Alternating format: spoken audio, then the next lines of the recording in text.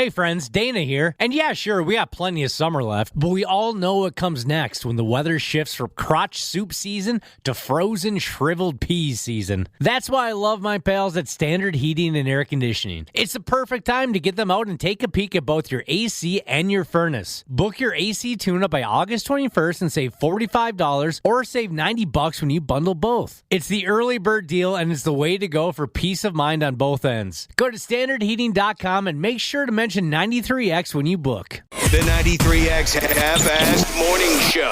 93X. There you go. Personally, I don't like the idea, but Josh says we got to go ahead anyway with this. Welcome to the 93X Half-Assed Morning Show. It's our Thursday program. We only do one of these a week. You know, now that you mention it, you're right. It'd be weird if we did two on a Thursday. It is early. And we hope you're doing well. We haven't said dick about the big fat-ass state fair, which fires up a week from today. And don't get me wrong, that's fine. It's still a week away, but we ought to go ahead and let folks know that if they want to come out and say hello to the 4 or 5 of us at the fair this year, we are going to do that hang out at the booth and try and sell some T-shirts routine coming up on the first Saturday at the fair. That will be the 23rd of August. We're going to be at the 93X State Fair setup from 2 to 4 next Saturday afternoon. We don't expect you to come running, but if you find yourself out that way, you'd like to stop by our merchandise booth and spend some money, we'll be there, and we'd love to see you. And again, we expect you to spend some money. Well, I don't personally expect them to, but if you want to spend some money, there's things certainly to purchase. So you're not going along with my slogan again this year that I've gone with the last couple of years, which is buy something and then get out? Maybe we could just have kind of 2 areas. Those of us that would rather spend our money on cotton candy and Pronto Pups, and those that want to get a T-shirt that's going to end up at Goodwill in a year, maybe 2. And I want that on a sign somewhere. Oh, man. $20 T-shirt. We'll end up at Goodwill, or just wait till Goodwill in 2 years. Next Saturday, 2 to 4. Smashley won't be there. No, I'm sad about it. You'll So be with soft. child. Sorry, Yeah. you're going to miss out. She'll probably have a baby at that point. But you'll see Cubby, Dana, myself. Maybe we'll try to drag Janelle or Dr. P or Dr. Andrea. Who else comes on the show? Brad, I don't know. Next Saturday, 2 to 4, 93X merchandise booth. Buy something, get out. Should we see if we can get Cypress Hill to stop by the booth? They're performing that night at the Grandstand. No. Along with Atmosphere. You don't want Cypress Hill there? I do not. But they bring the party everywhere they go. I'm sure they do. So they're just going to leave the party somewhere else. They can go party. There's a lot of land out there at the State Fair. Cypress Hill can go party somewhere else. No. Well, I'm sure Mr. Hill is going to be very disappointed. If you run into Cypress, please apologize for him. I never knew that was a dude, Cypress Hill. I'm just kidding. No, I don't want Cypress Hill swinging by at all. Who else? Atmosphere? Come on by. That's so cool. Yeah, I realized a few years ago that he is absolutely beloved here in Minnesota. Yeah, I'm not into that style of music necessarily, but I really wanted to see him this year. It was heartbreaking to find out that the one state fair I won't be able to attend, he's going to be performing. you'd be going to Come that on. show? Oh, yeah, definitely. I saw him live once, and I was lucky enough to get there very early and be front row, and it was one of the best concerts I've been to. Yeah, I used to date a gal who was just crazy about the atmosphere. So there you go, the Minnesota State Fair. You know, years ago, I had sex on the floor of one of the bathrooms there at the fair. Now, That's crazy. What? I think that actually was Ashley's story. You've heard it enough times, but I could see why you've pictured it. All of a sudden, you've made yourself the main character. I think you were the main character, Ashley. I guess I don't know how you play, but that was actually Ashley. That was a dark time. Those were dark days for Dark you? days. When you found yourself having sex on the floor of a bathroom at the Minnesota? Was it? I don't know if you've ever said or if we've ever asked. Was this a boyfriend? Yeah. Yes, it was. Well, okay. We got some text messages coming in, and damn near everyone's asking the same question. Okay, I've established that I do not want Cypress Hill hanging out at our booth. Not while we're there, at least, even though Josh claims they're performing that night at the Grandstand. Lots of texts coming in. Would I have a different answer if it was the Wu-Tang Clan? Absolutely. The Wu-Tang Clan is invited to hang out at the State Fair booth anytime. We don't have to be there. I would prefer that I was there. But, yes, I have a completely different approach if Wu-Tang was Did they also bring the party? You absolutely. Oh, I'd imagine they probably I bet you they... it's quite a difference between Saturday's performer at the Grandstand and Sunday's. Talk to me. So, again, we've got Atmosphere and Cypress Hill. And then is it Lupe Fiasco? I don't know what... Nobody knows. Oh, Lupe Fiasco? Yeah. He's got some good songs. What does that mean, to be a Lupe Fiasco? He's a rapper. Oh. So, yeah, he's a part of that's a pretty big bill Saturday night. A lot of people on that. And then Sunday we get Melissa Etheridge and the Indigo Girls. Oh, let's go. Come to my window, I think she said. She sure did. Melissa Etheridge back in the day. Am I the, are you the only one? I am the only one. What was the other, that was another song there. Is it just only one? But what did she say in the song? I am not the only one. God help us. Something, something, something, something. Yeah. She'd say. Yeah. The Indigo Girls, the summer I worked at the zoo, they have those concerts there by the water. It's a really cool venue at the Minnesota Zoo, and there's an Indigo Girls show, and we had to work the concerts. I wasn't expecting much, as Indigo Girls, probably a pretty chill crowd. Those fans were crazy, and they hung out by the exit to wait for them to try to meet them after the show. I had to, try to clear Indigo Girls fans out. I want to go home. They're gone. Please get out of here. They were insane. It was fun. Yeah, they're passionate. They're fans? Absolutely. I think I've mentioned once before, my wife and I are going to go to the Grandstand on the second Thursday to see Daryl Hall in concert. People are texting in now. Well, they want to make one thing clear. They say that Wu-Tang ain't nothing to F with. Oh, I've heard that, yeah. Hank Williams Jr. is making an appearance at the Grandstand this year. Is that a factor? Hank Williams Jr.? Yes, he is. Next Wednesday. No way. See? Or not, I'm sorry, not next Wednesday, the second Wednesday of the fair. All right. Well, that's it. That sounds like a pretty cool lineup. Duck in and buy a ticket to a show. Obviously, Def Leppard. They're going to be there. It's a state fair. They're going to play it. Was there a state fair they haven't played? Great question. In the last 20 years, hell, I don't know. It seems like I don't know about the state fair, but they're here every summer. Def Leppard again, you say, huh? All right. Yeah, with Brother Kane. I always thought those guys were pretty talented. You didn't like Brother Kane? Brother You probably Kane. only heard the one song. It just reminds me of Ashley was talking about her dark days when she was laid on her back having sex on the floor of a state fair bathroom. Brother Kane makes me think of dark days, Josh. I thought they were pretty talented. Well, I'll just have to see for myself. So there you go. Just a week away. And I know what some of you are asking, and the answer is yes. Josh and I directly benefit financially from all merchandise sales at the 93X booth. Of course, as you should. So, get some, baby. Get some. I've seen a lot of bands over there at the Grandstand over the years, now that you bring it up. A lot of bands. Oh, same here, especially when I worked in the sanitation department. Every time there was a concert, we'd sit in a big group and they'd be like, all right, who wants to work the concert tonight? So we would be in charge of making sure the bathrooms stayed stocked, which it really, you would maybe check the bathrooms once or twice throughout the whole entire concert. So you were just there getting a free concert. And when it was over, you had to clean everything up? Actually, no. You just had to make sure toilet paper was there, and yeah, it wasn't that much work at all. Could you pick a favorite?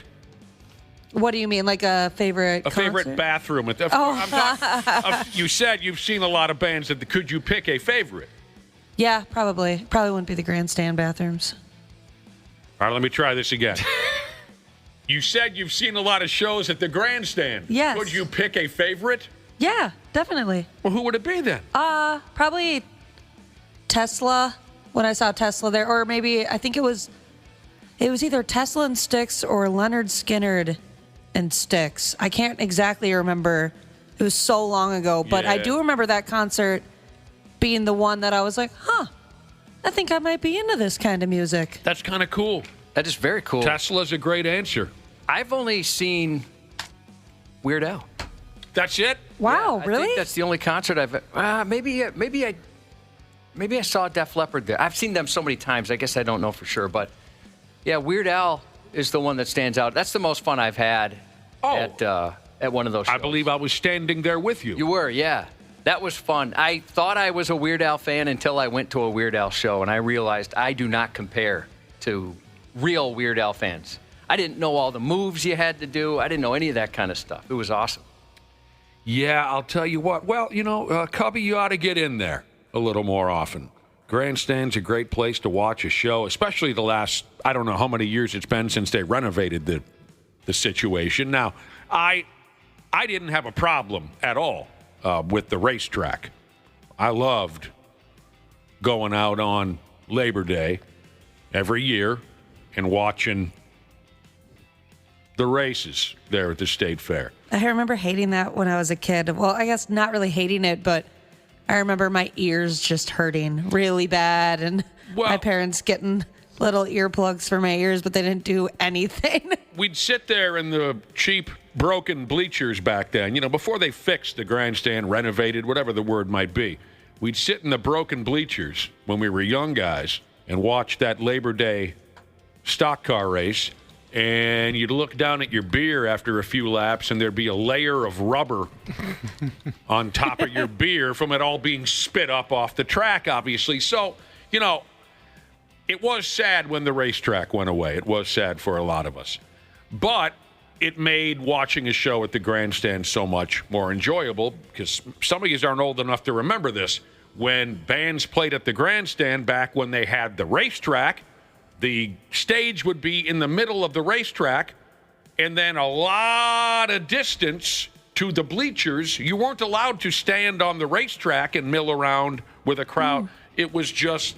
So bands would come on. I specifically remember it was either Journey or Def Leppard 35 years, a long time ago. They came out and said, wait a minute, no one gets to stand on the ground? You know what I'm talking about? Everyone was 100 yards away at the Grandstand. They're like, really? This is the closest you guys are going to get? It was a weird thing. You would be so far from the stage, but yet that's the way it was, because you weren't allowed to stand on the track. When they got rid of the track, they added all that seating, and it is a beautiful place now. Yeah, that must have been weird for the band and the people in the audience. It was. Like a weird disconnect, It was a weird, that's a great way to put it.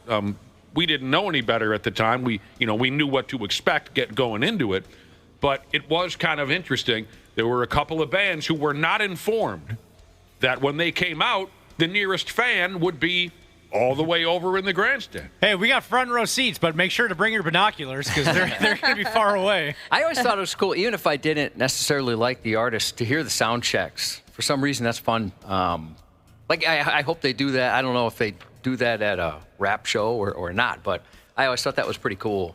Hearing bands warm up. Sometimes, they'll play a whole song, or you hear a guy yell at another guy. That's kind of fun. Oh, absolutely. The sound check is fun. Here's a text from HVAC God Jesus. Speaking of this Def Leppard concert that I watched, where I remember Joe Elliott, the lead singer, having this look on his face when he took the stage. He had no idea that no one was going to be allowed to stand anywhere near the stage. HVAC God Jesus wants to know, was this before or after Jesus took the drummer's arm? Must have been after. It was shortly after. One of my fondest memories was watching David Lee Roth perform a solo show there. Oh, God, 2000, 2001, something like that. Right around the same time they came out with the Jurassic Water Squirter, 2001. And Roth comes out, and, he's a nutcase. He's putting on a great show. He always did. And Dave notices after 4 or 5 songs, standing on stage, more or less with him, to his left is the sign language interpreter lady. And you notice Roth looking over and, oh, there's an interpreter on stage. So he decides to mess with her. And it just became a very funny bit. I don't think that they worked it out ahead of time. But Dave says, into the microphone in between songs, he said, "Oh, we have an interpreter here." And the gal with her hands goes, "Ba-ba-da-da-da-da," right? She's signing everything that he's saying. So after a while, he goes, "Mother effer." And she goes, "Da-da-da-da." And he says, "You are one sexy thing." And she looks over at him as if to say, "All right, dude, enough." It was a lot of fun. Those interpreters are really fun to watch at some of those events. Especially the ones that really get into it. Have you ever seen one from a rap show? No. They're really going. I mean, they got to go fast, dude. And so, do you get extra if you're rap doing that at an Eminem show? You should. How do you even keep up? I can't even imagine that. Yeah. I never missed. What do they call it in the business? A state of the state address, whatever they call it. State of the Union? Whatever. Yeah. When COVID came to town and the governor was on television every 20 minutes talking about COVID, right? Yeah. I became the #1 fan of that interpreter in the entire state of Minnesota. The lady with the glasses? Yes. I forgot how obsessed you got with her. She's incredible. I tuned in to watch her. Totally agree. That gal effing rules. She does. Yeah, she's great. I was at a graduation ceremony where they had a couple. The ceremony was very long, so they were kind of relieving each other, and they were really entertaining as well. Please, Dana, have some respect. They were really fun to watch. So many kids being announced. And there was just a lot of different presentations and different things going on. So there were 2 of them. So one of them wouldn't get too worn out. Yeah, well, technically, I guess there were 4 because it was a huge stage and there was one on either side. And so they just kind of, they high-fived each other and took over. Need a breather. Listeners are texting in saying there was a sign language interpreter at the Pantera show last week. A Lamb of God show had an interpreter. That was probably the first time I'd ever seen it, was that David Lee Roth show. And leave it to Dave to turn it into a bit, and it was just great. Ghost. The Ghost concert last weekend, Lee says they had an interpreter there. It is fun. There you effing go. Well, if the state fair is here, that means school's about ready to kick in, which is hilarious. Suck it up, kids. Says here, parents are sending their kids off to college with condoms, Plan B pills, and Narcan. It's probably a good idea. I brought it up to my wife, and she reminded me he's going into 8th grade. We should wait. You had a little bag packed and everything ready to go. And I thought, well, here's a bad parent. She's telling me that we can't send him off to school with these things. Yeah, it's weird. I don't think I'd want my parents to provide that. Which one? As an adult. Any of those. Any of those things? Name those, the Narcan, the condoms. Just because of the awkwardness of it all? I can appreciate them being realistic and knowing that, their kid's not going to be studying all weekend long in college. Sure, right. I like the idea of the Narcan because, college is sketchy. People do sketchy stuff in college. Maybe give me a gift card to the Narcan store. Narcan R Us. All of those are fine ideas, sure. Make sure your kid doesn't make you a grandchild too quickly and try to keep them alive. But I understand what Josh is saying about, you got your hockey bag over your arm with all your clothes in it. You're heading off to college and Dad stops you at the door, or even worse, Mom stops you at the door to give you a box of rubbers. Yeah, maybe have cool older cousin do it. Give you that stuff rather than Mom and Dad. Oh, I got the talk from a cool older cousin. Did you? When I was going to college. Yeah, that was You've got a cool cousin? I have one. Yeah. Yeah. I've met a lot of them. I have a lot of cousins, but I have one cool one, and he told me all about what to expect in college. Yeah, I don't know. It'd be weird if Dad's like, all right, here's the thing. You're going to be masturbating quite a bit. Oh, no. Are you familiar with lubrication? I don't want any unnecessary chafing on my boy. Maybe he would, as like a showing of the passing of the torch, he would give you what's left of his lube bottle. You know what I mean? Yeah. He's not going to get you a brand new from one. college, right? You're my son. You're part of me, so you can take with you the one that I've been using the last few years. Son, this is what we used in college. And by the way, have you heard of cunnilingus? Let me explain the exchange. I'm just picturing Eugene Levy from American Pie just being so awkward about it. Oh, sit down, Jim. Let's look at these pornography magazines I got you. Oh, he's so good at that stuff. He's so great. You know, he might be the dad that could pull it off. Yeah. Eugene Levy. Man, that guy's funny. Yeah, so the word is, this is... What are people farting on the microphone? I keep hearing that's neck two noises. I've heard. I've heard a neck noise and now what I believe to be a fart on the microphone. This is, according to that was definitely a fart. But that was a Costco intercom. what I'm reading, this is the modern-day medicine kit that folks are handing off to their college-age kids before they go off to,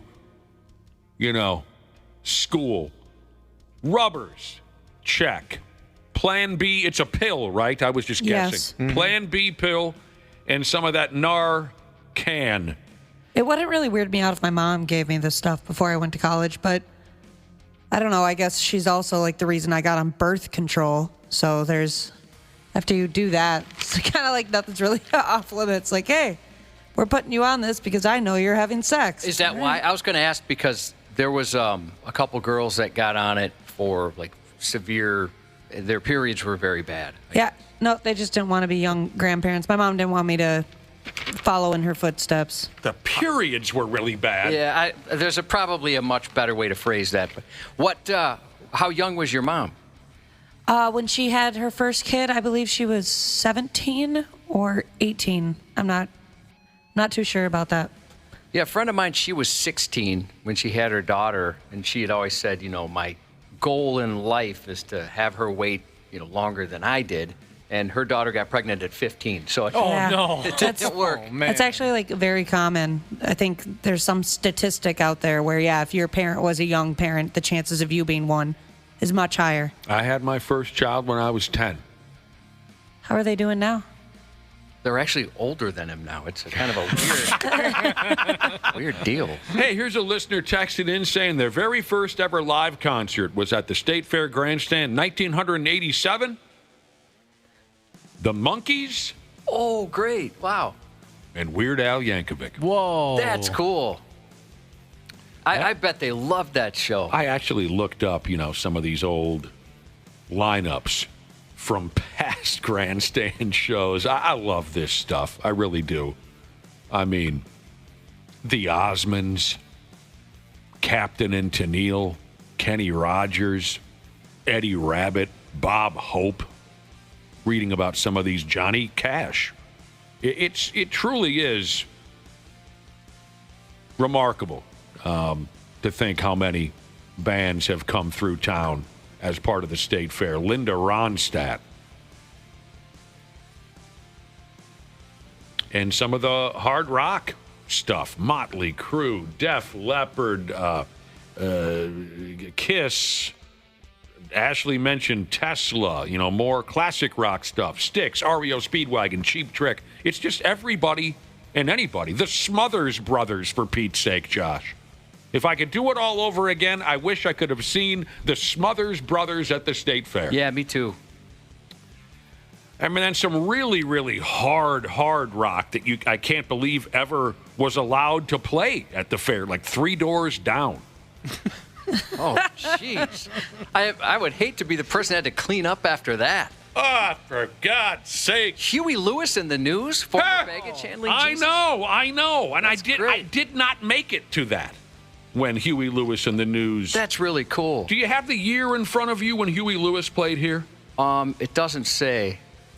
I could try to find it. I'll Google that. Yeah, please. I would love to find out what tour he and the news were on when he made an appearance at the State Fair. I mean, DeBarge. Don Williams. Looks like there's 1984. The Statler brothers. Okay, 1980. I'm seeing if there's any. Okay, well, that was when he just really hit it huge.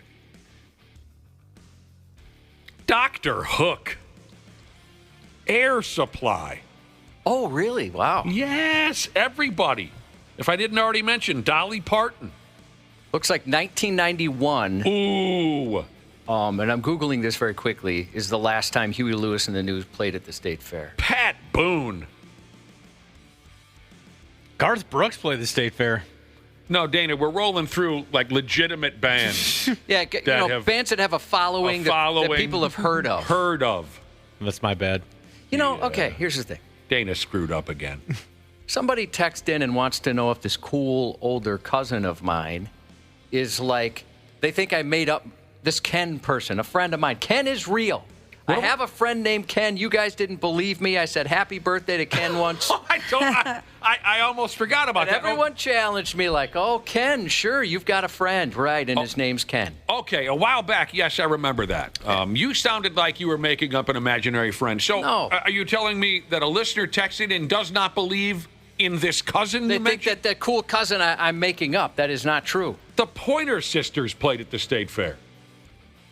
Remember when Huey Lewis and the News came out with the song Jacob's Ladder? Yes. God, that's just simply one of my favorite songs ever. And I know you're saying, what? You got a problem with I Want a New Drug and this. It was. What about Walking on a Thin Line? Of course, Walking on a Thin Line, that whole sports record. But one of the forgotten gems in Huey Lewis's repertoire is Jacob's F Me Running Sideways Ladder. Yeah, it's a great one, too. The Oak Ridge Boys. Of course, Alabama has played it. Okay, we got to get going. My cousin and I used to listen to Alabama. Reginald Crumblebottom. My cousin Reginald and I would sit there and would we listen to Alabama and just Now, wait a minute. reminisce about- I'm your greatest ally, but that honestly sounded made up. Well, the third. That's why you're thinking I made it up. Yeah, Reginald P. Crumblebottom III and I would listen to Alabama constantly on repeat. Huey Lewis and the News. Yeah. Hell, the Marshall Tucker Band. We got to take a break. We'll be back in a few minutes with the stupid news. 93X Half-Assed Morning Show. Hey friends, Dana here. And yeah, sure, we got plenty of summer left, but we all know what comes next when the weather shifts from crotch soup season to frozen shriveled peas season. That's why I love my pals at Standard Heating and Air Conditioning. It's the perfect time to get them out and take a peek at both your AC and your furnace. Book your AC tune-up by August 21st and save $45 or save $90 when you bundle both. It's the early bird deal and it's the way to go for peace of mind on both ends. Go to standardheating.com and make sure to mention 93X when you book. I am Michael Rosenbaum. I am Tom Welling, Welcome to Talkville. where it's fun to talk about Smallville. We're going to be talking to sometimes guest stars. Are you liking the direction Lois is going in? Yeah, because I'm getting more screen time. It's good. But mostly it's just me and Tom remembering. I think we all feel like there was a scene missing here. You got me, Tom. Let's revisit it. Let's look at it. See what we remember. See what we remember. I had never been around anything like that before. I mean, it was so fun. Talkville. Talkville. I just had a flashback. Follow and listen on your favorite platform. Let's get into it. Welcome to NFL Flag. Are you ready? Yeah! Are you ready? Yeah! No matter who you are, lace up your cleats, smear on your eye black, step out on the field and chase something. Chase a goal. Let's get it! Chase the big time. Get down, ladies! Chase rings. Chase gold medals. Chase all of it. It's all up for grabs now. NFL Flag. Chase something. Visit NFLflag.com to find a league and start the chase today. Stupid news on the Half-Assed Morning Show. All right. Man, we love our crowds out there. Good people texting in this morning. Appreciate it. You can always get a hold of us, 651-989-9393. We'll jump smooth into the stupid news. What do you think, Josh? Unless you got something on your mind over there. No, let's get into it. Otherwise, we get yelled at. Yeah. Who starts yelling? People get upset. People? People. Listeners. One in particular, yes. if we don't immediately get into the stupid news report. You got to get right into it. They don't want any time wasted. No. I mean, maybe we should break this down. Like, what would motivate a person to be frustrated? You just don't get right into the stupid news. No time to jibber jabber. No time to settle into it. No. Dive immediately. Top gear, full speed, all in, balls out. So here it is, top to bottom. All right. Okay. Dana plays the little intro. Well, should we do it again? Oh, yeah, we'll recreate it. Okay. We'll have to recreate it. Dana so plays understand. Okay, Dana go ahead. will play the intro. And then out of that, there's like a little a rocking bed and then kind of a fun, whimsical bed that we've been playing for years. And we'll document like every year as we go whimsical bed is what we're listening to right now. Kind of puts you in a good mood. And you hear this music and you think, oh, something's going to gross me out. There's definitely going to be talk of genitals in some way. Right. Somebody took something painful to some place in their body. What else do you get in the stupid news? Let's run through every possibility before we get to there's it. a lot of sex stuff in here usually. Yeah. Some dumb criminals. Oh, certainly, yeah. Okay.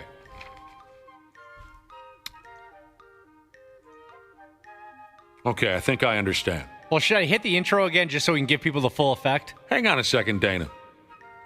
Just trying to ease into this. Yeah, take your time. No need to rush. Oh, my God. This is even driving me crazy. Yeah. We'll be back after these messages. I don't want to upset anybody, so I suppose we'll just go.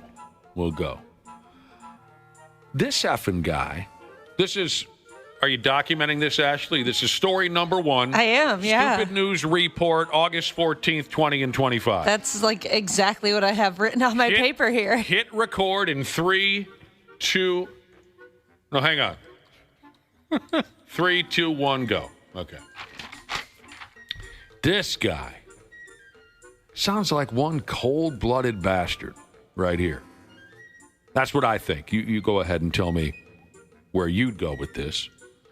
He's a 51-year-old guy from Tennessee, and he goes by the out-of-the-ordinary name of DeCarlo Pitchford. DeCarlo Pitchford. You see, last month, DeCarlo upped and shot his wife.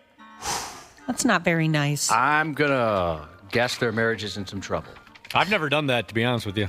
Well, you're newly married. Mm-hmm. But I have been married once before, so I do have experience, but never shot a wife. Dana with a gun. That terrifies me, Dana. You kind of seem like the guy that would get shot at. Oh, for versus sure. the guy that would shoot someone. Absolutely.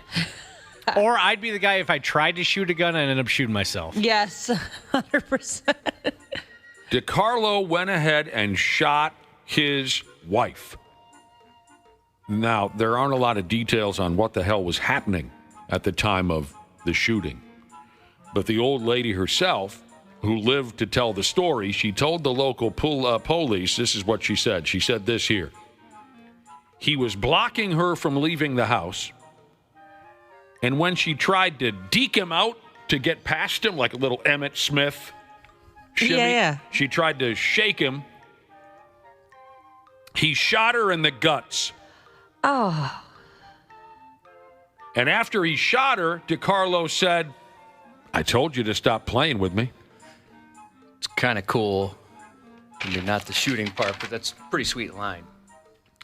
Obviously, she needed to get to one of those hospitals, and DeCarlo agreed to take her there. But DeCarlo didn't really care whether or not his wife got the help she needed. He was faking it. It says here, first off, he was taking his sweet-ass time behind the wheel. DeCarlo was driving like he was going off to a dental appointment or something like that. Not at all in a hurry. He's taking all the back roads, no highways. Despite the fact that his wife has a bullet in her stomach, he's going slower than the second coming of Christ. And here is where this cold-blooded prick showed just how terrible a husband he is. On the way to the hospital, the sumbitch stopped at a local roadhouse for a beer. What a douchebag. Yuck. I got time for one. Now, after every... I heard the neck again. That is the third neck noise that has made it onto the air this morning. And I want to know, let me in. Is that our new It might have been my mic. I was moving my mic Let me in on this. Oh, Is that this was a bit? neck. That was a neck. That was a neck noise. It went like this. It went... Ew. Yeah. Stop. It did. That's 3 of them this morning. So If let there's a me in fourth, on the bit. Is this a bet? Did someone was a challenge issued somehow for most ever neck noises in one radio show? No, but I'm guessing it's probably me. I haven't felt anything, but I make weird noises. Can I? What's the word I'm looking for? You want to revisit what it sounded like to me, Ashley? No, really. It was like this. It went, Dude, and it's gross. that's a bad one. After everything was all said and done, DiCarlo was charged with second-degree attempted murder, domestic assault. He's also a felon, and he was in possession of a firearm, and he can't do that. There's no word on his poor wife's exact condition at this time, but she has been cooperating with the police and telling stories, obviously, so she must be hanging in there all right. But, dude, some bitch shot his wife and then stopped off for a Steve Weiser. That's so cold. Hey, I hope you at least asked her if she wanted anything. Hey, you want anything? Can I get you one? Yeah. Can I get you a to-go cup? Bearded Chicken Jesus says, enough of the stupid news already. Could we please get to some commercials? Oh, yeah, they're coming. Oh, we got plenty of those. Yeah. We got plenty of those. Don't you worry about that. That's all I've been doing lately. You better watch out. Josh knows this slogan. You better watch out or the insects will get you. Spiders. Not your favorite, are they, Josh? No. Thank goodness I've got a wife at home that'll take care of that. She's a spider killer. Here's a brand new breed of tarantula spider that will be walking very proud on its 8 legs. It says here 4 new species of tarantula have been discovered. And one of them is dragging around such a wad that scientists simply call this new tarantula, they call it the genital king tarantula. That's cool because the way that works is if you discover something in the scientific world, you get to be the one that names it. That's why I've always wanted to discover something, a new plant or something. What would you name it? I'd probably just go something like Ashley's plant. Something lame like that. Wow, you really put some thought into that. Yeah, well, I guess, it changes. Depends what I find. Do you guys see that plant over there? That'd just be so cool, dude. No, Ashley. We don't see it. It's the one right there. Oh, yeah. That belongs to me. I know it sounds lame, but it's a dream of mine. I discovered it. I call it Ashley's plant. Josh, you know what I was thinking of doing for my wife's next birthday? What's that? I was going to name a star after her. Oh, I had one named after me once. Yeah, I've had that too. It's very sweet. What a thoughtful and worthless gift. I mean, I have no idea where it is now, or what it's got going on. Tell me your story, Josh, real quick.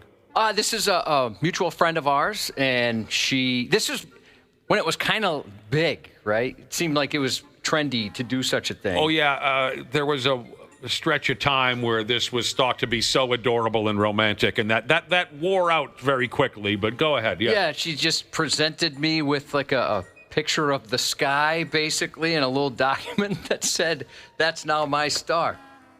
Ashley, a boyfriend did the same thing for you? Yes. It's kind of like the much cooler or a less cooler version of that gimmick where somebody can adopt an animal that's in a different country, and then you can follow that animal. A wild animal. Yeah, that's way cooler. A cheetah or something. I don't know how much truth there is to that, but yeah, a lot of people do aquatic animals so you can track them in the ocean. Check out this website. Do you guys see that cheetah? Ashley's cheetah. It belongs to me. I have a sloth. Do you really? Yeah. Dana made a donation in my name to the Human Fund, and I thought that was really nice. Thank you for doing that. I actually own 2 cheetahs. One of them's called Ashley, and the other one's named after my Uncle Dean. So that one on the right, that's Dean. Pro Painter Jesus said he knows a lady who discovered a new bacteria. She named it. He said he can't remember the name of it, but it was kind of cool, like you said, Ashley. Ah, sweet. To be able to do that. Have you guys seen my eagle? Anyway, there's a brand new tarantula out there. Just discovered by scientists. Again, recapping here. And it is so blessed that the scientists simply named it the genital king tarantula. And Josh, I imagine all the other spider breeds are saying, right now they're saying, lucky bastards. Yeah. But some are probably like, whatever. Yeah, some are. Some are definitely, they're not. They're confident enough, right? Yeah. They're confident enough spiders. They don't care. Is this for real? I've never heard this before. I'm reading right here. Spiders don't really have penises, they say, in the traditional sense. Instead, they mention some gross this and that about sperm ducts in their stomach or something awful. I mean, don't get me wrong, it gets the job done. There's plenty of spiders out there. But the new porn star spider I was telling you about, he's carrying around a spider rod in the neighborhood of 2 inches long, which is almost as long as its legs. Oh, man, he's dragging that thing through the dirt. Yeah, that must suck. I've got a 2-inch penis, and nobody calls me the genital king. This is complete BS. They are blessed. Right now, I'm picturing 2 dudes in a work truck listening to our show, and one dude just said, wait a minute, who's blessed? And the other dude says, don't worry about it. They're talking about spider dicks. Now, here we go. I can actually go ahead and tell you why the so-called genital king tarantula is built the way it is. The report tells me that the genital king tarantula has to be hung like Scottie Pippen because it's a survival thing. A spider expert nerd said that the males have to have heat down there. They have to keep a safe distance during sex to avoid the male being attacked and devoured by the highly aggressive female. Oh. I'll be damned. That's twisted right there. Science is crazy. As soon as be crazy. As soon as the sumbitch busts one loose, the male tarantula, his lady, if she's feeling like it, she could just turn and murder the poor bastard and then eat him smooth up, chomp him up. That's pretty sweet. They have to keep a distance away. They're poking at her from across the room. It'd be nice to have that option. Which one? Just stay away from me? A safe distance between you and your partner? No, you can just eat them afterwards. Oh, the option to kill them. Yeah. Oh. You served your purpose. Now you will be my meal. I mean, technically you could, but it's strongly advised against. It's frowned upon. Well, I bet you there's more than one dude in our listening audience, me included, who at least once during sex thought, am I going to live through the night? How do I sleep with one eye open? Is this going to be the one that I don't know. I wonder if anyone's ever had that thought about me. Oh, I'm sure. Is she going to be the one to kill me tonight? All right, while we're talking spiders, by God, this is embarrassing. In a town called Charlottesville in Virginia, a dude who runs around town dressed as Spider-Man got stranded on a rooftop the other day, and he couldn't do dick to help himself. And the fire department had to go get his ass. Oh, that's so embarrassing. That's funny. This is up on 93x.com. Now, he's not just some nutcase,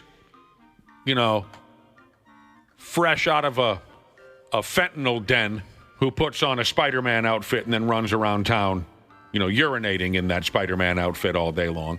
This is a guy who volunteers to entertain the children in town. That's his thing. Oh, well, that's nice. I always thought it was sweet when like window washers at hospitals would do stuff like that. You know, they dress up as superheroes. Never heard of that. Make the kids happy. Until like something awful happens. I watched like not a real TV show, but some type of doctor show, and they had a Spider-Man all dressed up, and then he broke through the window and got a piece of glass in his jugular. Oh my God. Holy heck. Yeah, it was crazy. What? All the kids were crying. All right, well, speaking of crying children, here's this Spider-Man, the guy who runs around town, putting smiles on the faces of the kids.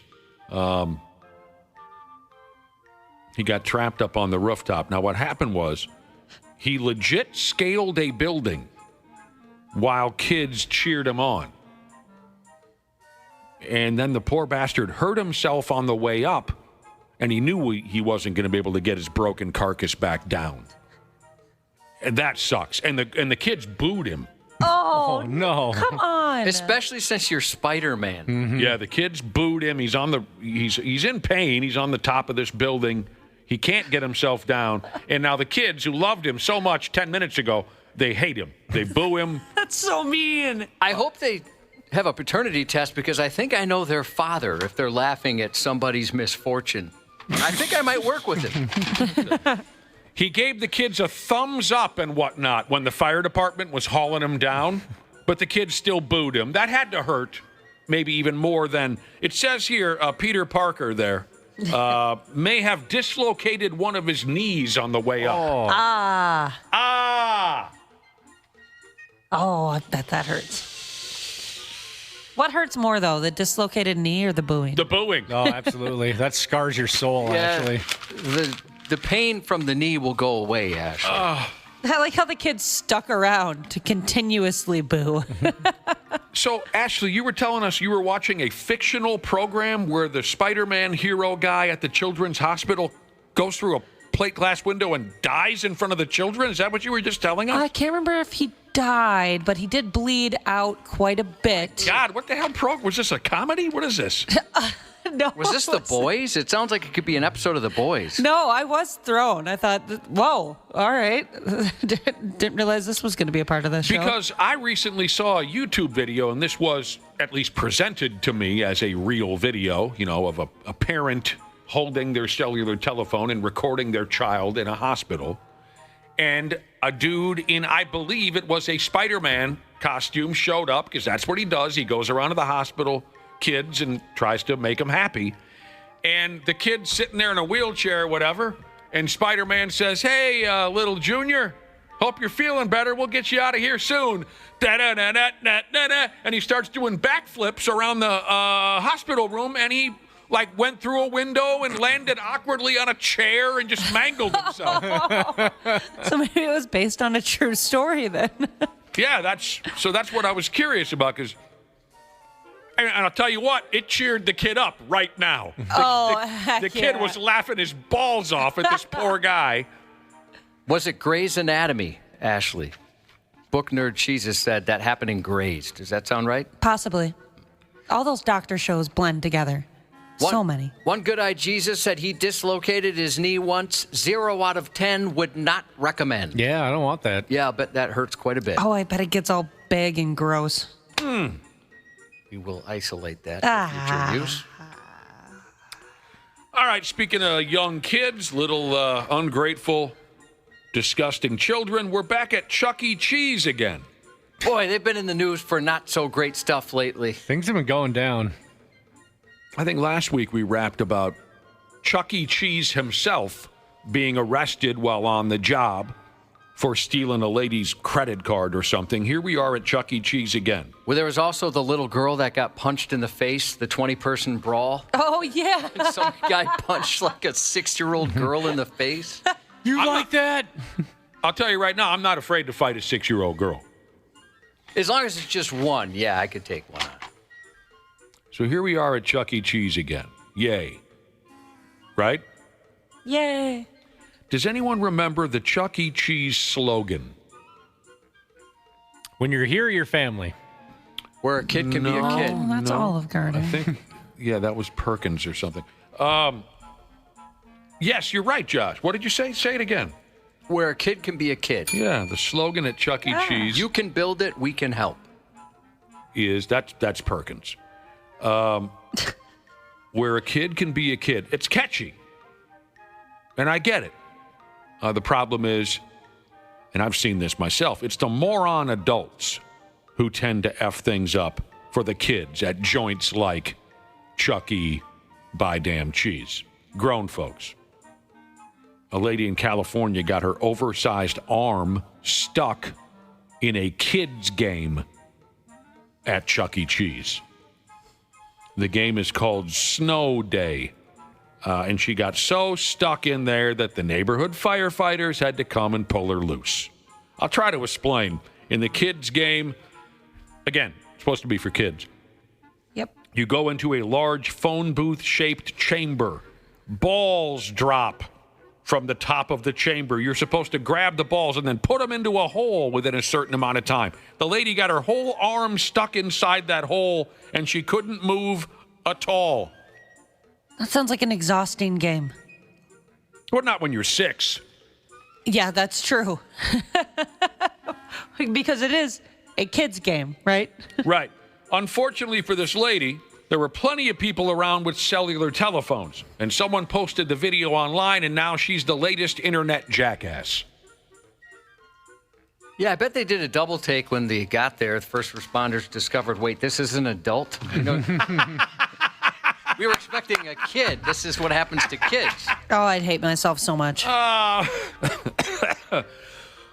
took too big a hit, Josh. Yeah, you got to be careful with that stuff. I guess in her defense, I have been ordered to play and do certain things at arcades by my nieces and nephews where I'm like, I'm too old to be doing this, but if I don't, you're going to start crying. I remember when adults knew how to say no to children. Oh, I can't say no to those little angels. They're so cute. Angels? Gosh, my nieces and nephews are just freaking adorable. What kind of kids are you hanging around? Show me a child, bring up a scenario, and I'll tell them no. Angels, my ass. Are you the same with your dogs? Yes. Yeah, my wife, if she'll wet her pants before she'll move a dog, if they're cuddling with us, she does not want to inconvenience them whatsoever. Yep. So once the fire brigade got to Chuck E. Cheese, they cut this lady out of there. She was fine. She even stuck around for whatever event she was there for in the godforsaken first place.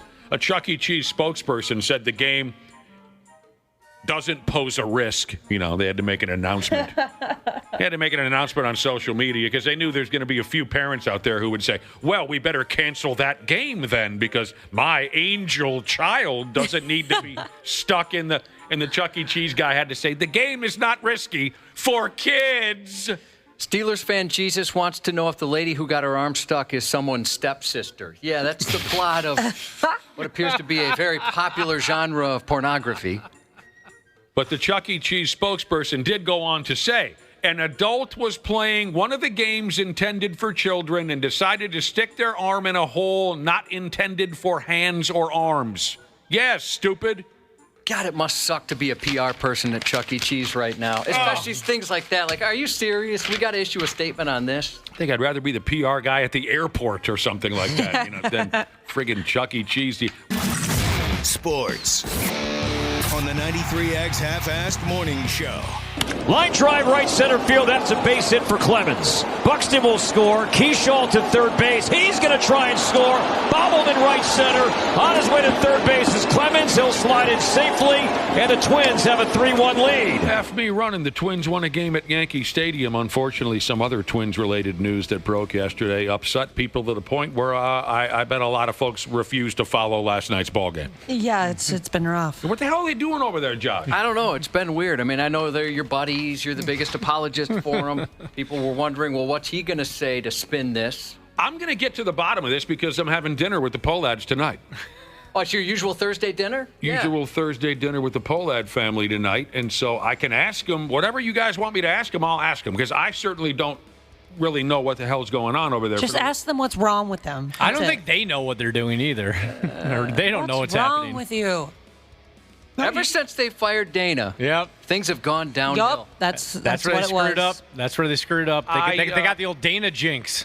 For the longest time, they've been talking about selling the ball club. Yesterday, they say they're not selling the ball club and this and that. We'll get into it with Brad Ryder and Randy Shaver here in a half hour. I mean, the commissioner said, oh, yeah, deal's all but done. It's going to happen. Remember a few months ago, he's like, it's going to happen. Who, Manfred said? Manfred. Yeah, during the All-Star break, he said, yeah, I mean, this thing's just kind of waiting to just sign on the dotted line, and it'll be done. I don't know what the hell's going on over there, but I'm going to find out tonight. Report back tomorrow. Whatever questions you want me to ask, I'll ask them. But they won a ball game last night at Yankee Stadium. That should be a fun moment, but it can't be. Not today. Not after what we learned yesterday. They are starting a series at home tonight, 4-game series with the Detroit Tigers. One or two people might have a sign. Although these days, you can't have a negative sign. They take it away. Mm-hmm. It's not like the old days at Vikings games when we could hold a giant sign that says, you guys suck. You know what I'm talking? Because we did back in the... Now, you can't have a negative sign. They'll politely take it away. No. Does that say something negative about our ball club? No, we can't allow that. It's ridiculous. Even the WWE does that these days. Seriously? You can't have a negative sign? If it's got any type of profanity, they check the signs as you walk through the door. Yeah, and they'll even maybe ask you to change your T-shirt, right? Mm-hmm. If you're promoting something that they're not on board with. Yeah, totally different animal now. Yeah. Now that you brought up the WWE, and we'll move on. Cubby's news is on the horizon, and I don't like to make him wait.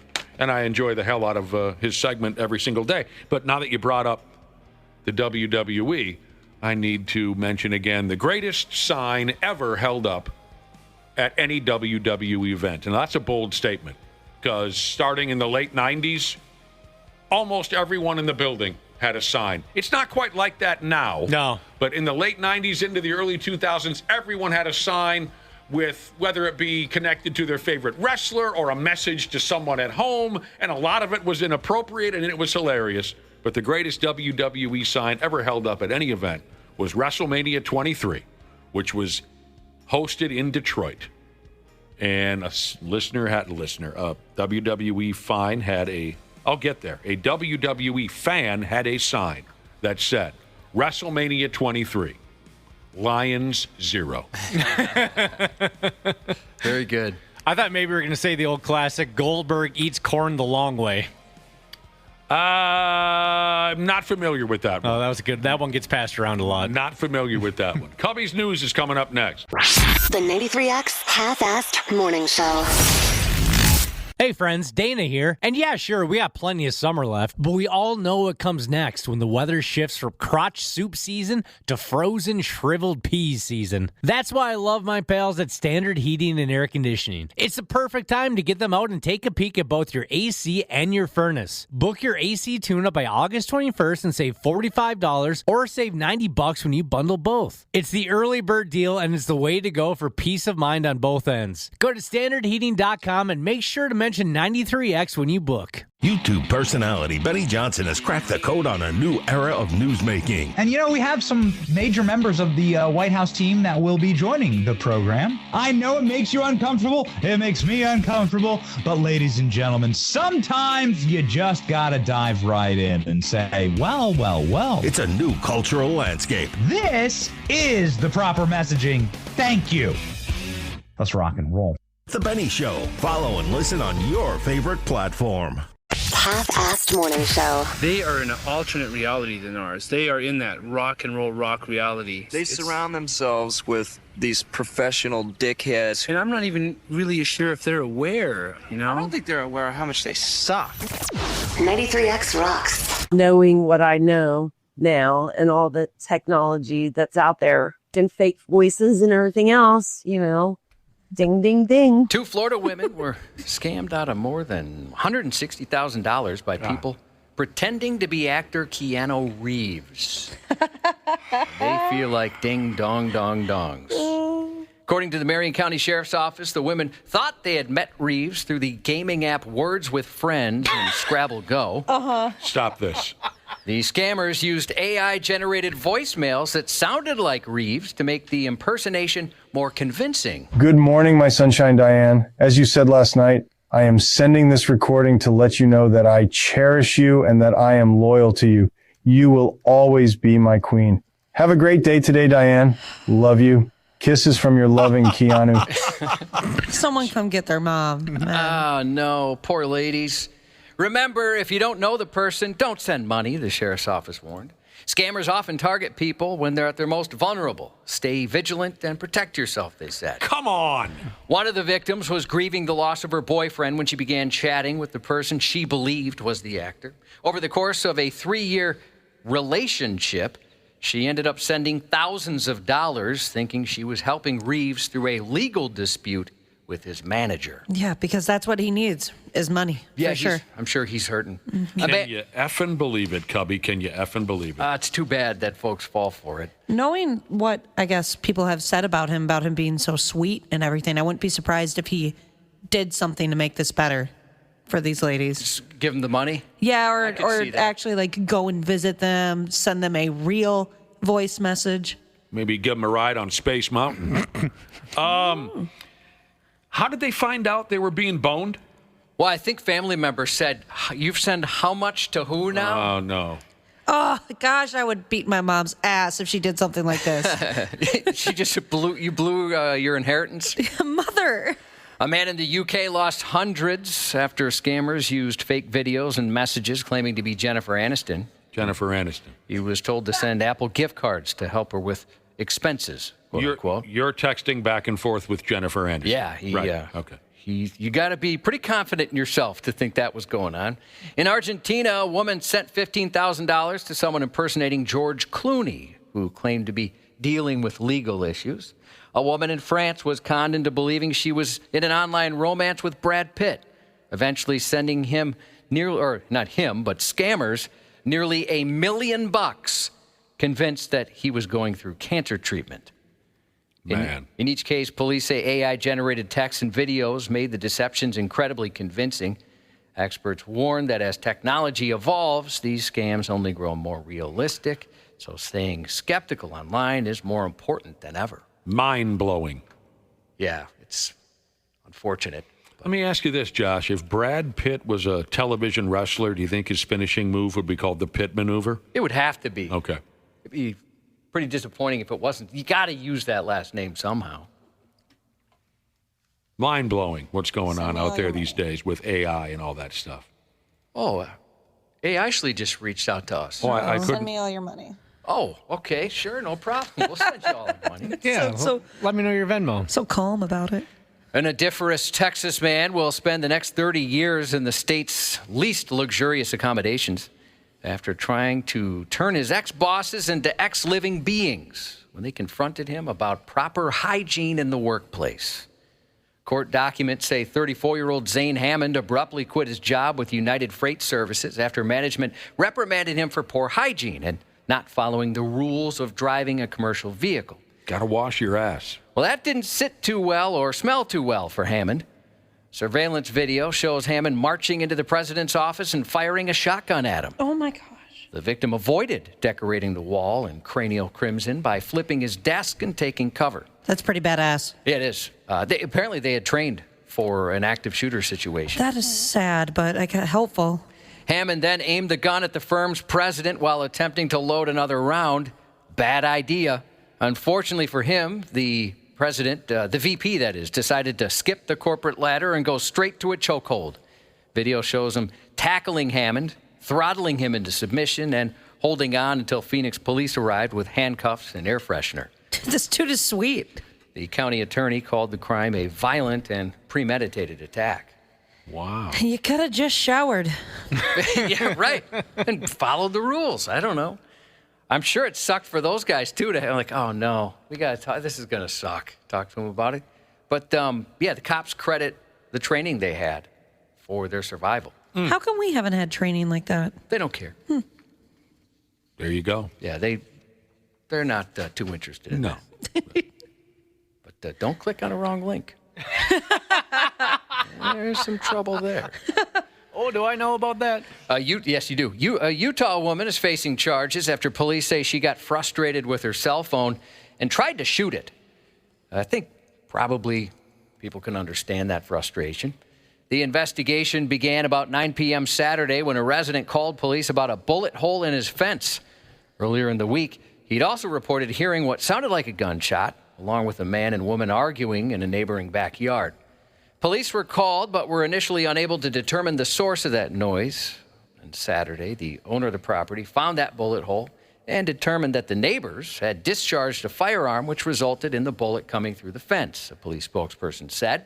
When officers questioned the boyfriend, he told them his girlfriend had been drunk and upset about her phone that night. The two argued. She grabbed his gun from under the bed and went upstairs shouting she was going to shoot that phone. Moments later, she tried.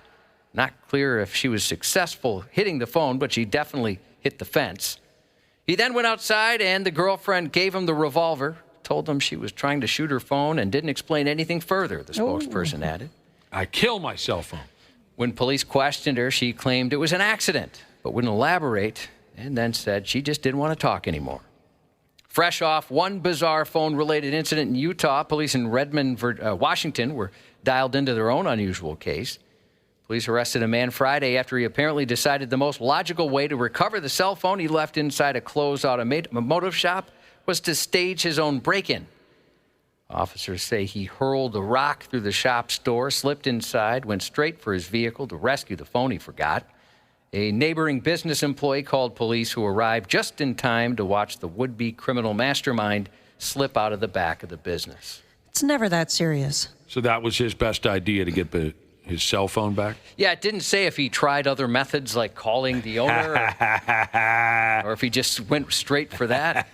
I mean, it was the middle of the afternoon. It wasn't like, I don't want to wake anybody up. I'm just going to bust through their door. So they didn't say if he tried anything else. Hilarious. A 39-year-old man was so upset by the price of cigarettes at a Georgia convenience store, he decided the best bargaining tool was a smoking gun, which secondhand is notoriously hazardous for your health.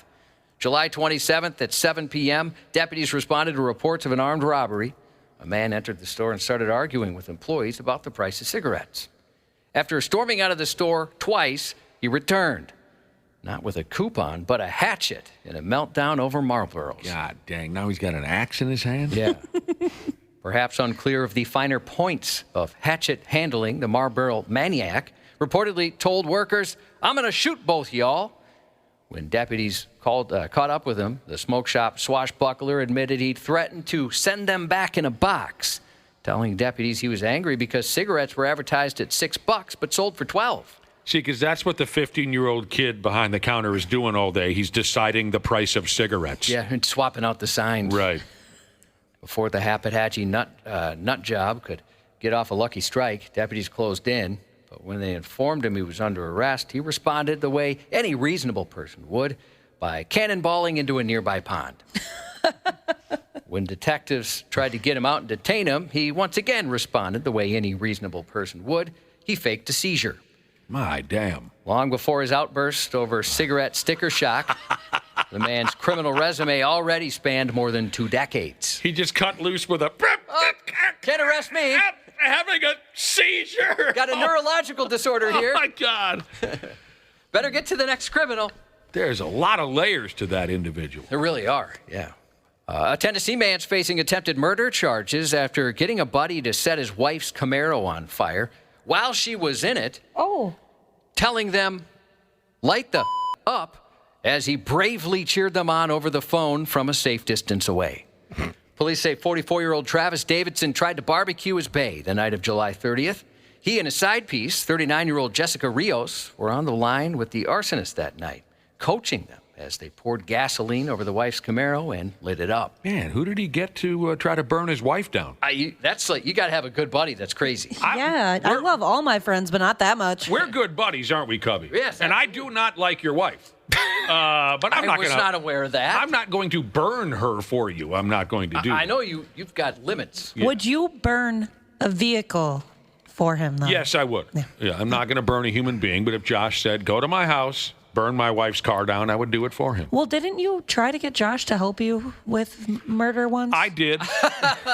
This is a true story. It's a very true story. Many years ago, I was very drunk. But I don't want to give folks the wrong impression. I did want to commit murder, whether I was drunk or not. But on this particular night, I was very intoxicated. And I called Josh, I don't know why, just to jaw jack. You wanted me to drive you because you were too drunk to drive. Oh, but I think where I'm going with this is I don't think I had murder on my mind when I originally called you. But as soon as I heard your voice and we started talking, it reminded me of how much I wanted to kill someone. And I asked Josh to come get me because I'm too drunk to go to this person's house and kill them. Will you give me a ride so I can murder someone? And he said, yes. But I think a couple hours later, after a few more beers, I called the dogs off. I think that's how it played out, right? Well, I don't remember saying yes, but yeah, it was funny because you called and I'm laughing, when you brought this up. I knew you had a disdain for this person. Yeah. And you were very worked up.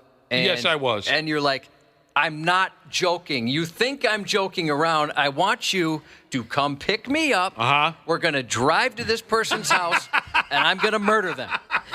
And he kept repeating that. Yes. I was in that particular moment. I was very serious. And had you come to get me, I wouldn't be sitting here right now. Josh is lining his truck with plastic. Yeah. I've seen enough Dexter to be able to take care of this. You would have dropped me off for that. I'm guessing you would have denied. Well, denied isn't the word. You would have turned me down had I asked you for assistance, but you would have driven me. I don't know about that. I was trying to keep both of us out of trouble. I figured you'd calm down at some point. But I did buy a murder kit, just in case that phone call ever came again. That's a crazy phone call to get. Oh, my gosh. I was wrecked that night. But again, it wasn't just the liquor talking. I did intend to end this man's life. So the guy starts this lady's car on fire, right? Yeah. Cell phone video captured the moment. It was engulfed in flames. The literally hot wife scrambled out of the passenger window just in time. Cops said she barely made it out. A neighbor caught the aftermath on camera and said that she and her daughter watched it unfold. According to the affidavit, Davidson was extremely loud while giving directions to his accomplice. They had him on speakerphone. Speakerphone. He was guiding them to the Camaro where his wife sat. Again, he's married to her still. Rios, the girlfriend, on the side, could also be heard barking orders. The arsonist... What's that? Nothing. Go ahead. The arsonist rolled up in a silver SUV, accompanied by others in a BMW and a gold sedan. So there's a whole crew. Under the direction from the male and female voices from the BMW, police said, the male who exited the SUV walked to the wife's vehicle, poured gas from the front to back while she was sitting inside. She realized what was happening and climbed out before she was flambéed. The person who set the fire and was an obvious psycho, obviously. They reportedly made eye contact with her and then fled with the group. The wife said she and Davidson had been married about 6 years before that attack. Oh, see, that makes more sense. Don't they say by like year 7 that's when stuff gets rough in a relationship? If you can make it past year 7, you should be smooth sailing. Is that what they're referencing when I hear about the 7-year itch? Yep. Time for some arson once it hits year 7. Yeah, what are you going to do about it? A Delaware man's behind bars after police say he attacked a Del Dot employee following a crash, a very unusual crash. Around 9:30 a.m. last Tuesday, troopers got a call about an assault and learned 30-year-old John Gleestein had driven to the scene on a tractor and collided with another tractor, this one operated by the Del Dot employee while mowing grass. Police say that the gentleman argued with the employee, left for a bit, came back, pulled a chainsaw, fired it up, and waved it at the tractor. His next ride was in the back of a patrol car. That employee was not hurt. There's no motive so far on this tractor-on-tractor crime. And he brought that chainsaw. Ojai County Sheriff's deputies say a driver who hit several road signs and led them on a chase was actually having a medical emergency. Not what they expected at first.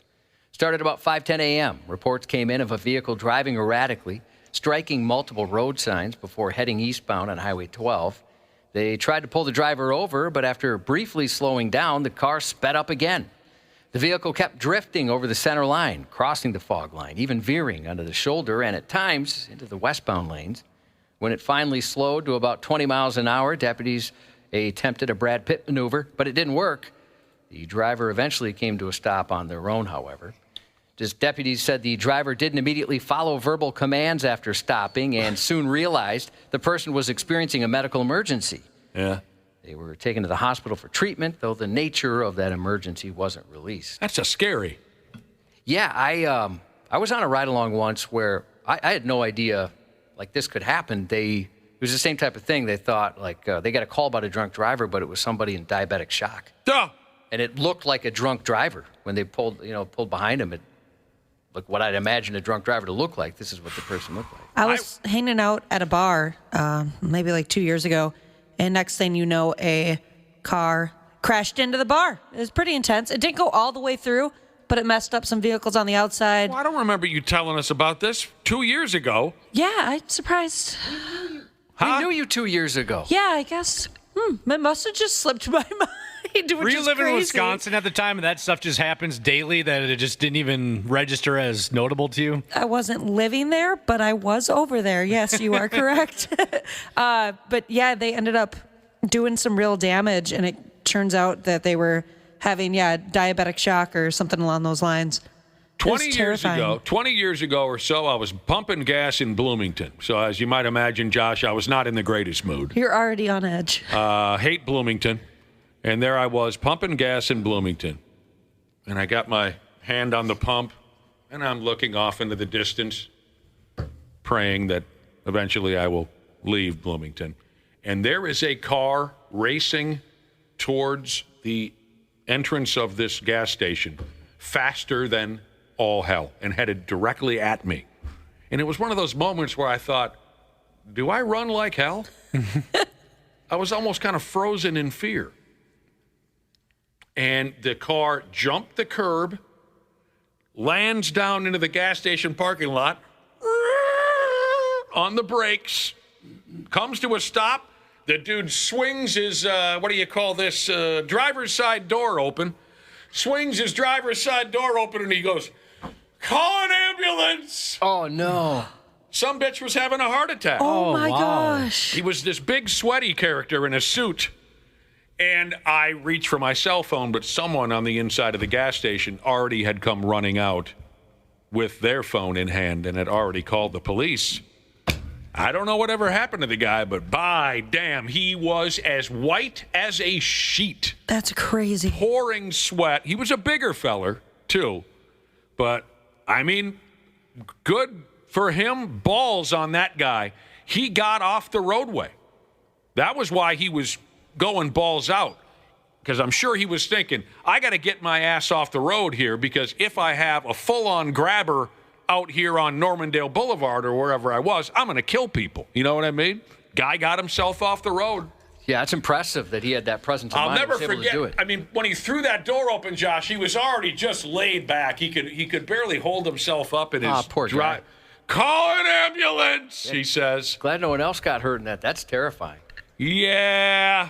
Rock the River from Anytime Bail Bonds is nearly sold out. Paddleford Riverboats takes us up and down the Mississippi on the eve of Friday, September 19th. Coming up real quick, Gel will fill our ears with tunes so sweet. Lucky's 13th Pub will fill our stomachs with the best foods to eat. Tickets going faster than lotion sample packets at a workplace orgy right now, so get yours at 93x.com if you want to jump aboard. We'd love to see you there. Mila Kunis, 42 today. Mila Kunis is 32. 42. 42.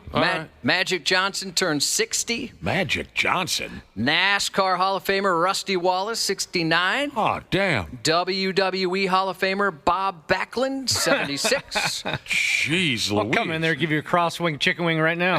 Cross-face chicken wing. Characters this morning in our birthday lineup. Characters. Steve Martin, 80 today. Oh, I love him. Steve Martin, by God. I mean, we were just talking about The Jerk a few days ago. I remember when he sang about King Tut.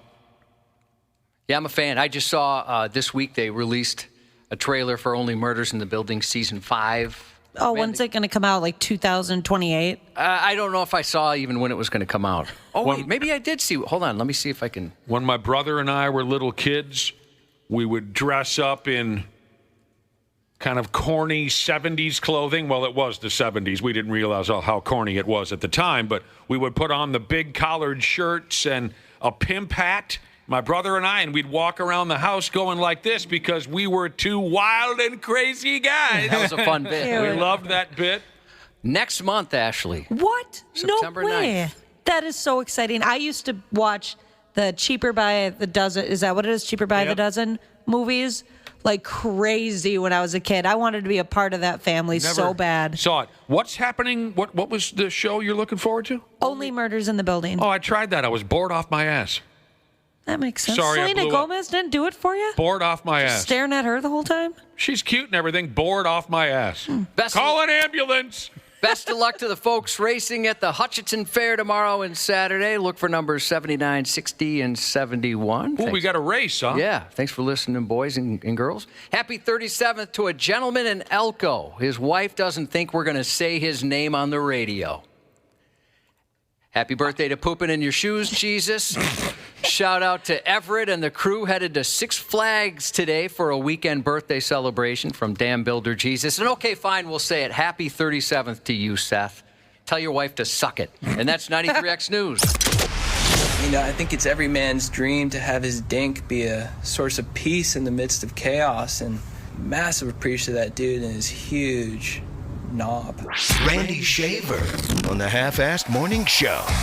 One of the main reasons why I came to this organization in the first place was because of the Broh-Lads and the types of owners that they are and how they treat people. Rocco! I was pleased to hear the news that they were going to stay involved as a family.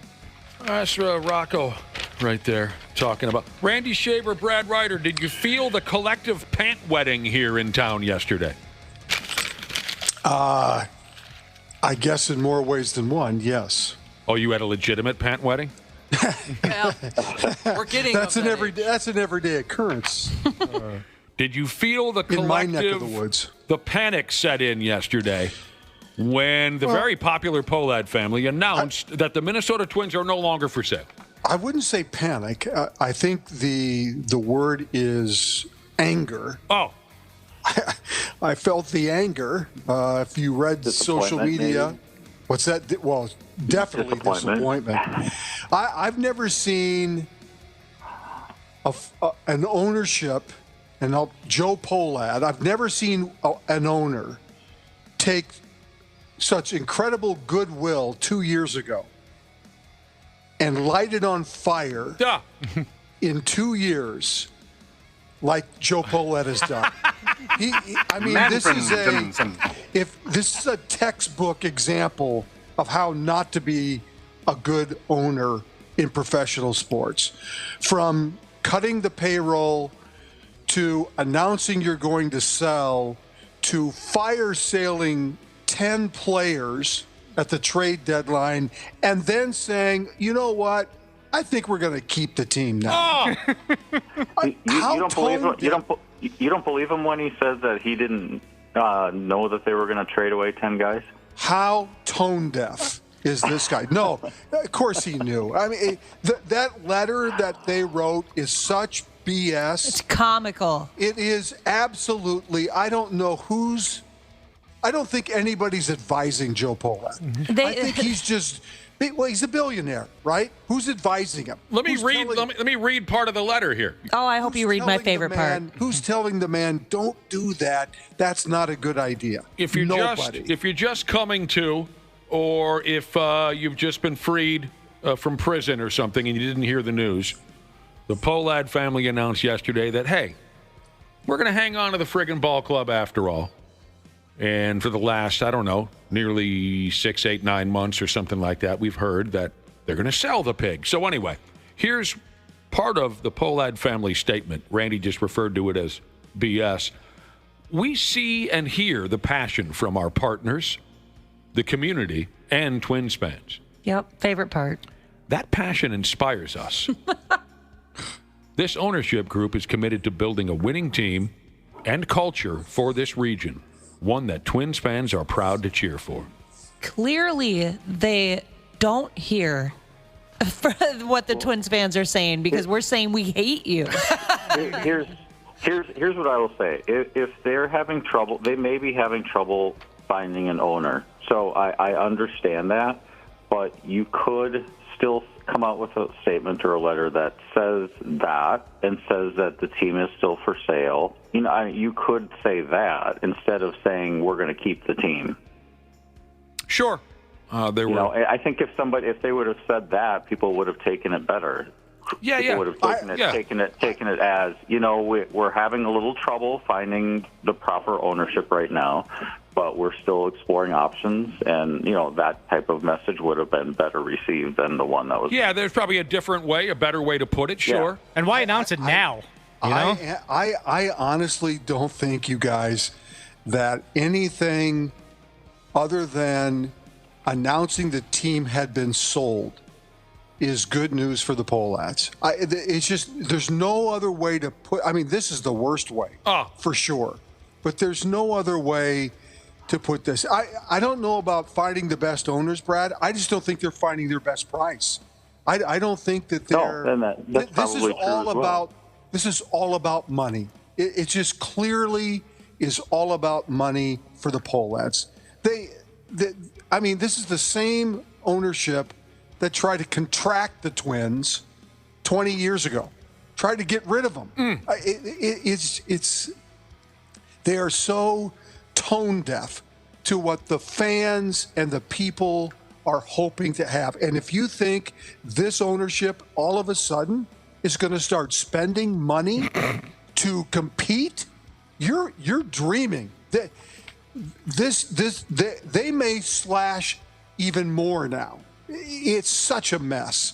It's absolutely the most incredible 2 years of terrible ownership that I think we've ever seen in the Twin Cities. What's his name took the North Stars? And Norman Green. Norm Green. Norm Green actually left. Right? We're mad at Norm Green after he was gone. He's left. These guys are still here. I hear you, Randy Shaver. Boy, this has been fun so far. Yeah, I'm enjoying this. Amazing. I like this. It's absolutely amazing. I like it when you take to drinking before we go on air. I do. If you're a Twins fan, why would you spend the money to go watch? I love the team. I wish nothing but the best for the players. This is not on them. Right. This is not on them. But how else can fans, other than standing outside and screaming about the Pohlads or write something on social, how else can the fans show their passion and disgust with the ownership? Don't show up to the ballgame. Vote with your wallet. That's the only way that they have a voice in this. And Dana mentioned the timing. Why now? Any time would have been bad timing for what we heard yesterday. But they're on the horizon of this Twins Hall of Fame weekend and all this. Corey Koski and the 65 team are all going to be. Yeah, they probably could have waited until next week. Yeah, we were pumping it up yesterday, talking about, hey, they got some young guys now. This might be kind of a fun weekend. Corey Koski going into the Hall of Fame could be a fun weekend at the ballpark. Now there's just going to be people with bags over their heads and signs saying F the Pohlads. I hope nobody shows up. But Brad, this is yet another example of how bad this ownership group is, how bad Joe Pohlad is.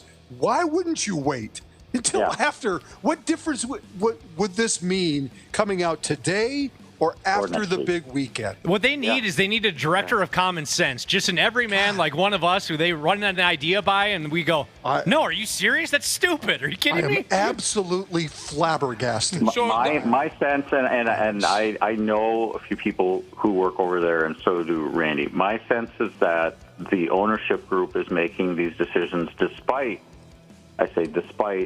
advice they may be getting from some people inside. That's my gut feeling based on people I've talked to. Well, Brad, you were in PR for a while. What would you have advised? I'm not sure what you mean, but can you clarify that comment? I don't know what you mean.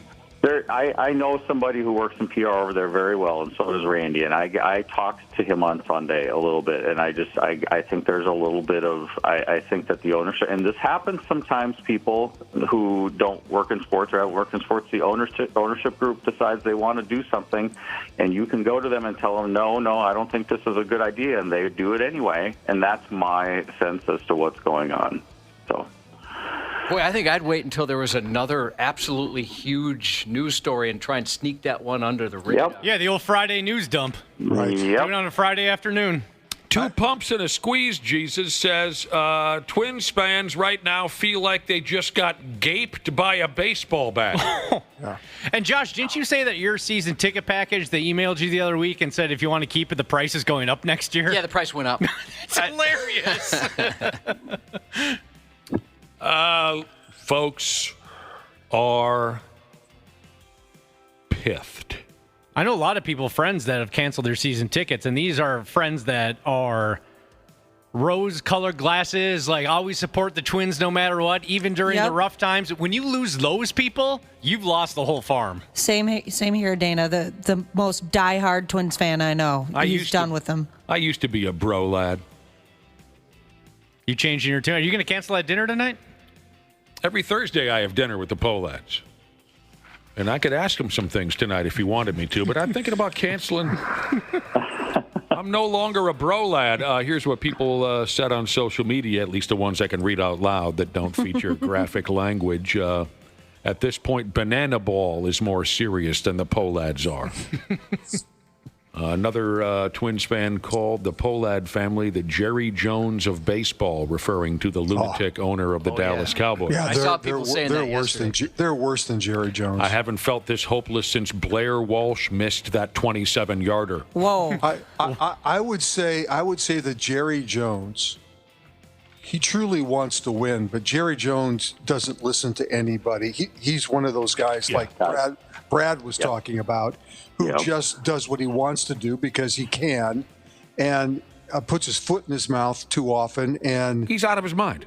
Yeah, you ask who's advising them? Who's advising Jerry Jones? No one, because But the difference to me is that Jerry Jones cares about winning. He will go get players. He will try because he knows that's the way to win. There's just no belief. What free agent in their right mind would come to Minnesota to play baseball for the Twins and the Hoeh-Lads? There's one name I'm going to throw out there. A guy who is no longer there.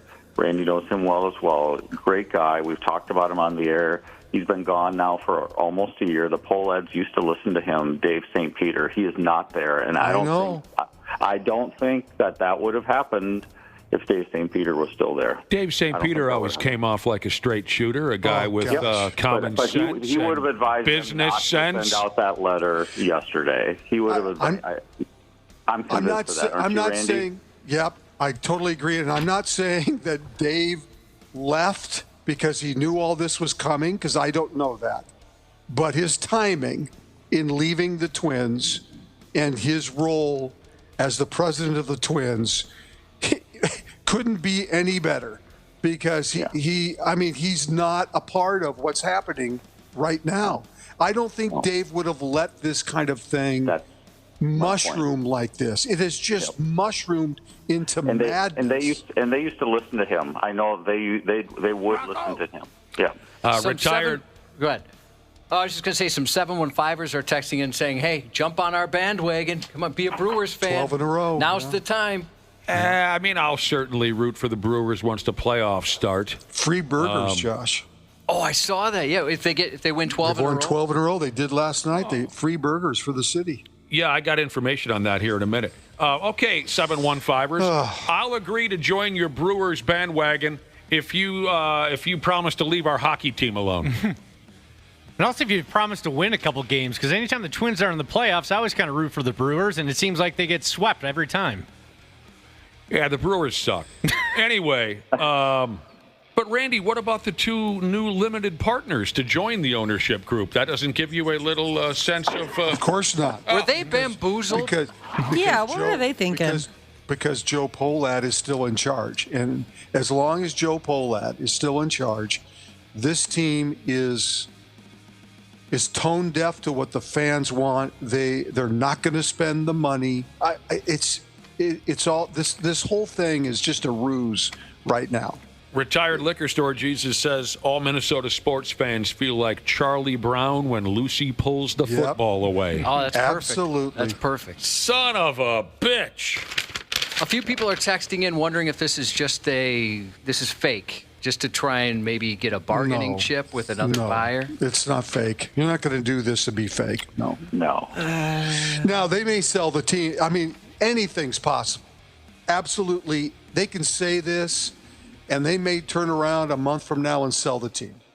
That's totally possible. Sure. But it sure looks like that they have done this 180, which is like the worst possible thing they could have done when it comes to the Twins fan base and what people were hoping for. School busing Kai Jesus says, I feel like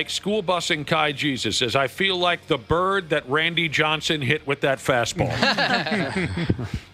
Also, if you had ownership, or if you had owners that were interested in buying the team, you wouldn't take on new minority owners. I know this is a little bit in the weeds, but the new potential new majority owners would want to choose who they would want as minority. Yep. Yes, exactly. Yep. Yes. Yep.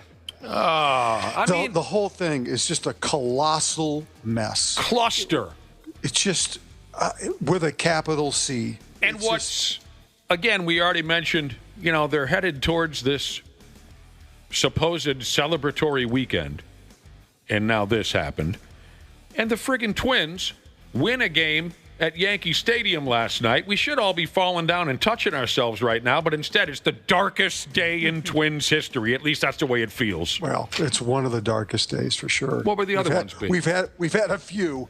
Well, trading 10 players in 2 days. Oh, well, the darkest period then in Twins. Was absolutely historic to do what they did. Why? And again, here's the if you're going to stay as the owner, why would you harpoon yourself and trade 10 players at the deadline and then decide you're going to keep the team? What? I don't know. If you're a baseball fan in Minnesota, take your money and go spend it in St. Paul at a Saints game. Good Lord. Well, they're part of the Twins. Well, they're part of the Twins organization. Well, yeah, but not direct. You know what I mean, though. It's the same evil, Dana. It's the same level of evil. Go to a Legion game. Go to a town ball game. God. I mean, this... Noises! This kind of thing, why does it always seem like such a problem here in town? Can't we have nice things? Here in town.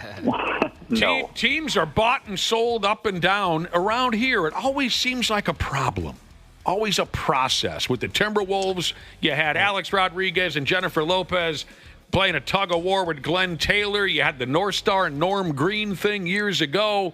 Like Randy was saying. Until the Wilfs came along, the Vikings situation was precarious. Was a mess. You mentioned I'll get there. The Broh-Lads attempted to contract the Twins. Yes. All those. Why is it here in our neighborhood that it's what happened yesterday? The Portland Trailblazers were sold to some dude who owns the Carolina Panthers. Weepity weep, bang bang boom.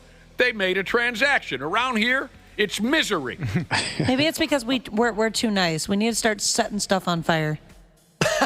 Okay. That's your thought? Yeah, then maybe they'll listen.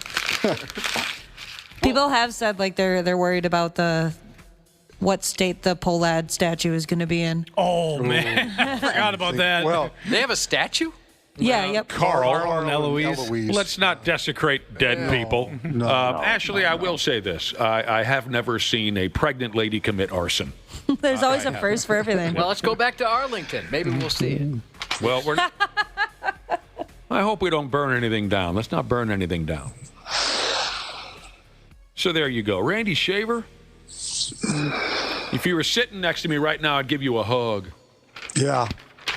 I wouldn't give you coffee. And then you'd push me away and say, get off me, man. Get off me. I think that I kind of speak for a lot of Twins fans this morning. You absolutely do. Who are just baffled and can't even fathom this 180 in what this ownership is doing. Yeah, we were all kind of hoping for very, very different results here in the next couple of months. For sure. Baudette Fishing Guy Jesus to text in. Currently, the pigs are fighting with the XL Energy Center over this and that, renovations, blah, blah, blah. Oh, yeah. But that happens in, that to me. Well, of course it happens. I'm just talking about how it always seems like we have problems cooking here in town. And I know it's unrealistic, but it just seems that other markets just get it done. Bing, bing, you get it done. We're going to need a new NBA arena soon, too. I was just about to say, just wait till A-Rod and Jennifer Lopez announce that they want a new arena in the next 6 to 12 months. It just always seems like we're mud wrestling back and forth with these subjects, these topics for months and months, years and years. I'm on record as saying that's going to happen. You're going to hear about that. Oh, they've already hinted We've already heard about that. They've talked about that. They're going to get more strong-handed about it. That arena might not be where Target Center sits. It may be in the suburbs. It might not be in the same state. It might not be what? It'll be in Seattle. The same state. No, I don't think that's not something that's going to happen soon. Somebody wanted me to play the Rocco clip again. Oh, yeah. I mean, Rocco went ahead and said he's glad that the Pohlads didn't. Yeah, because that means he's going to keep his job. And you never know. Derek Falvey. What's he going to say? People got to give him, a little bit. Somebody specifically said, play it again, and then just ask Rocco if he's listening to blink twice if he's in trouble. One of the main reasons why I came to this organization in the first place was because of the Pohlads and the types of owners that they are and how they treat people. I was pleased to hear the news that they were going to stay involved as a family. Blink twice. Yeah, if you watch the clip, there's somebody just off camera holding a gun to his head. I don't know. I mean, of course, we all understand that there are situations where you toe the company line. Yes, those are his bosses.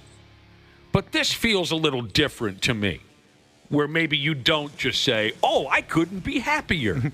They just traded away 40% of my team. I like Rocco. I do. I always have. But I think this is a little bit different than towing the company line. Yeah, but I think he also was surprised of the Pohlad decision. Probably. To keep the team. He did admit he was surprised to hear that. So, other than this Pohlad nightmare, the Twins nightmare, it is an incredibly slow day. It just really is. You mentioned the Brewers thing. They beat the Pirates 12-5 yesterday to extend their winning streak to 12 games. And if folks didn't understand what you were saying earlier, Randy Shaver, about burgers, that 12th win in a row means that a local restaurant chain there in town called George Webb is going to give away free hamburgers to everyone in town.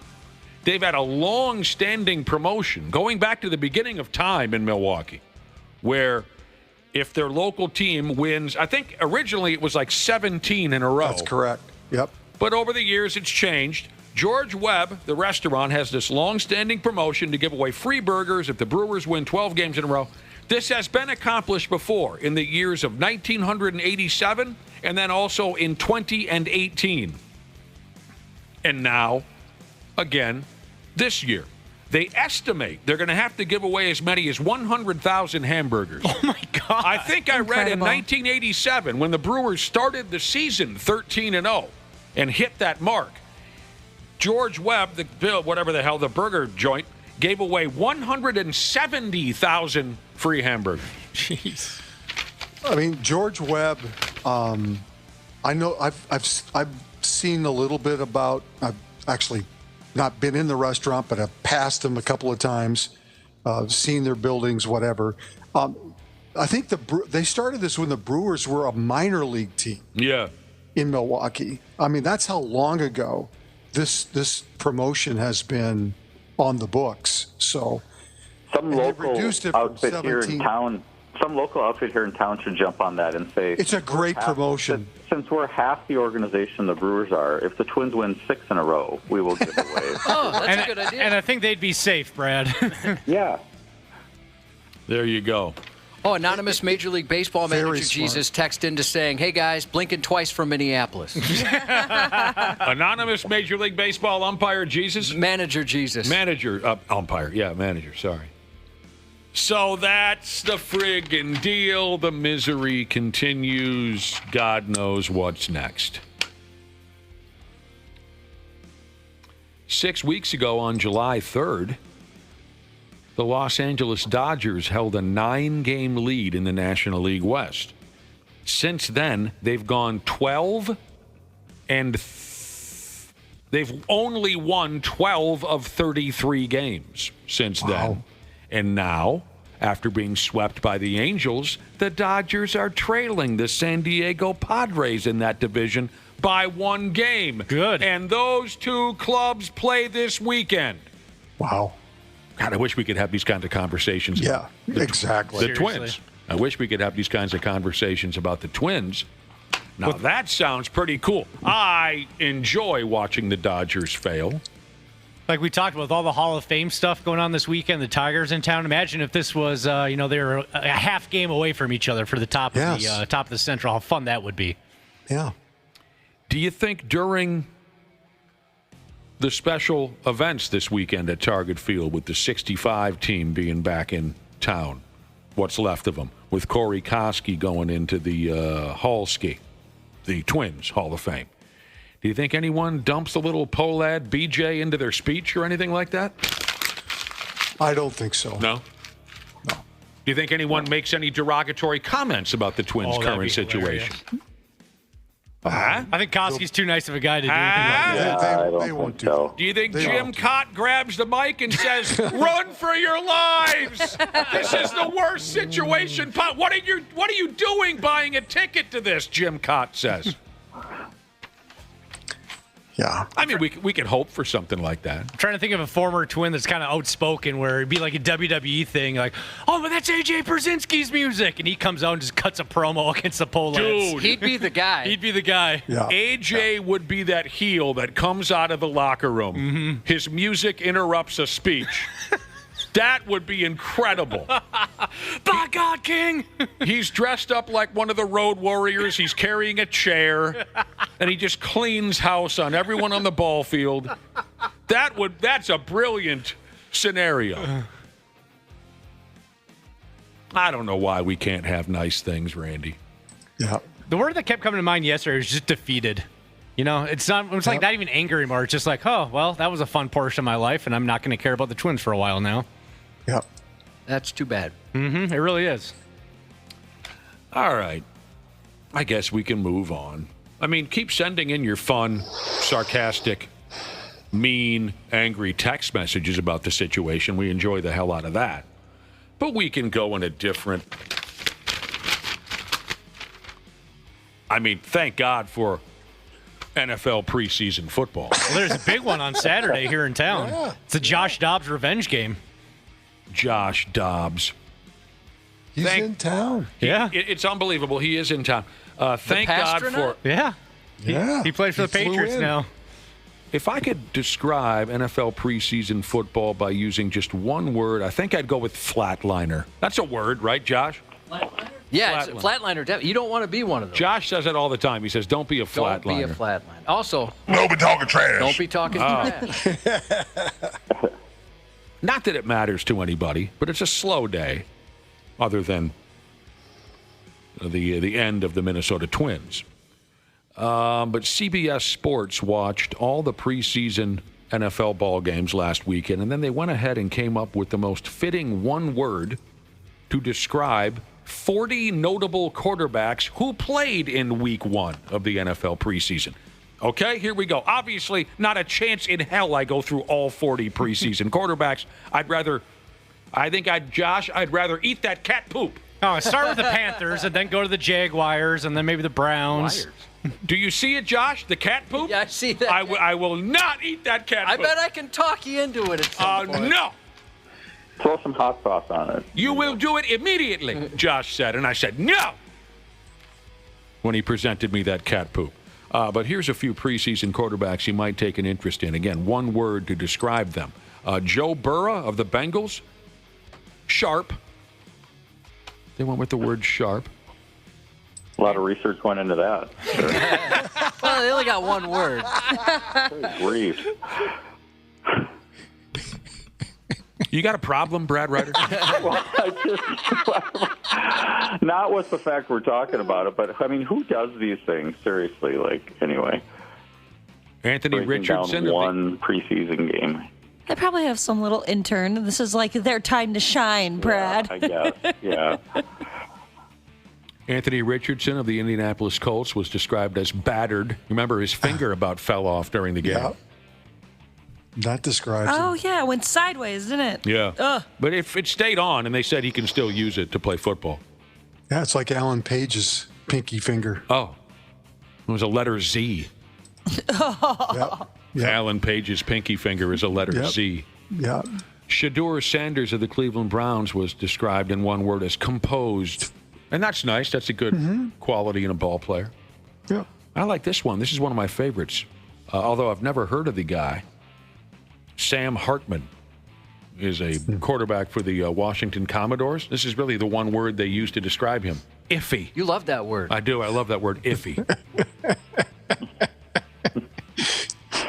And here is, and this is why I was going in this direction, despite the negative attitude that Brad Ryder has brought into the situation. Here is Josh Dobbs, the dude that all the more ridiculous Vikings fans in town dedicated their very lives to after seeing him play 4 quarters of football a couple of years ago, only to realize there wasn't really anything there at all. I'll never forget, we went to flew to Denver to go to the Sunday night football game. This is like week 2 of the Dobbs thing.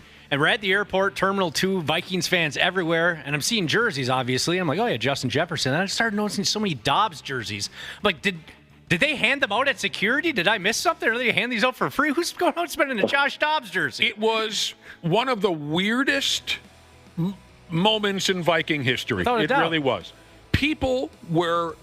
It was like when a new drug sweeps through town, but it's only here for a handful of days, and then the cops find it and take it away. A few people got hooked on that drugs and made fools of themselves, and then it was gone. Josh Dobbs played a little football for the Patriots last weekend, and the word they used to describe him was frenetic. Oh, sure. He's kind of like that here, I guess. Jameis Winston of the New York Giants, one of me and Cubby's favorite athletes. Flashy. Well, yeah, he's flashy.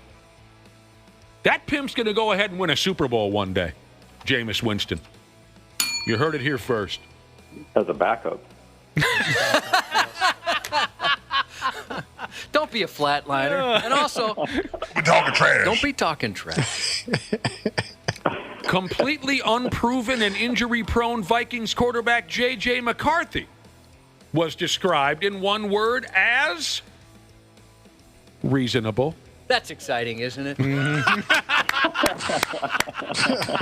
you imagine? He's so excited. He looks up CBS Sports. What word did they use? Reasonable. Max Brosmer. Oh, wow. You got a mention in the article? There's 40 of them, Randy. Oh, okay. They went through all 40 quarterbacks who appeared. Well, even to be among 40. Yeah. I mean, one of them was, I think, my old gym teacher, I think, made an appearance for Max Brosmer. Surprising. Yes. Yeah. Mm-hmm. I thought the poise of him and actually all the quarterbacks, they showed a lot of poise last week. Oh, Tino, thank you. Thank you for letting me come in here. I'm glad I can still get a good meal. Oh yeah, sure. Here you are, Mr. Burgundy. The chef made it special for you. It's cat poop. You eat that for the way you talk about my city. I will not eat that. You are going to eat that cat poop. I will not eat cat poop. You will eat cat poop. Ron Burgundy says no. To make a fool of me and everyone here, you put that cat poop in your mouth. I will not eat cat poop. You will do it immediately. Fine, I'll try to eat one. Yeah, get in there. If I take one bite, will you give me a steak? I'll think about it. My favorite part is when the guy says, "You will do it immediately." I like Ron Burgundy says no. Yes. Ron Burgundy says no. I knew we could talk him into it. I've said this before, but I went to that movie in the theater, and I think we left like halfway through. It was so bad. And then I watched it again a couple of times when it came out on HBO or wherever, and the thing just grows on you, right? I feel the same way. It just kind of sneaks up on you, and now it's like, if it's on somewhere, I'll sit down and watch the whole damn thing because it's just there's so many funny parts to it. But man, when I watched it for the first time in the theater, I hated it. Oh my God, this was I awful. feel the same way. I hated it. I thought it was just one of the dumbest effing things. It was the first time. I felt this about Elf. I felt the same way. But yeah, I remember with the Anchorman going, what a waste of time. This is so stupid. And then the second time I realized it's genius.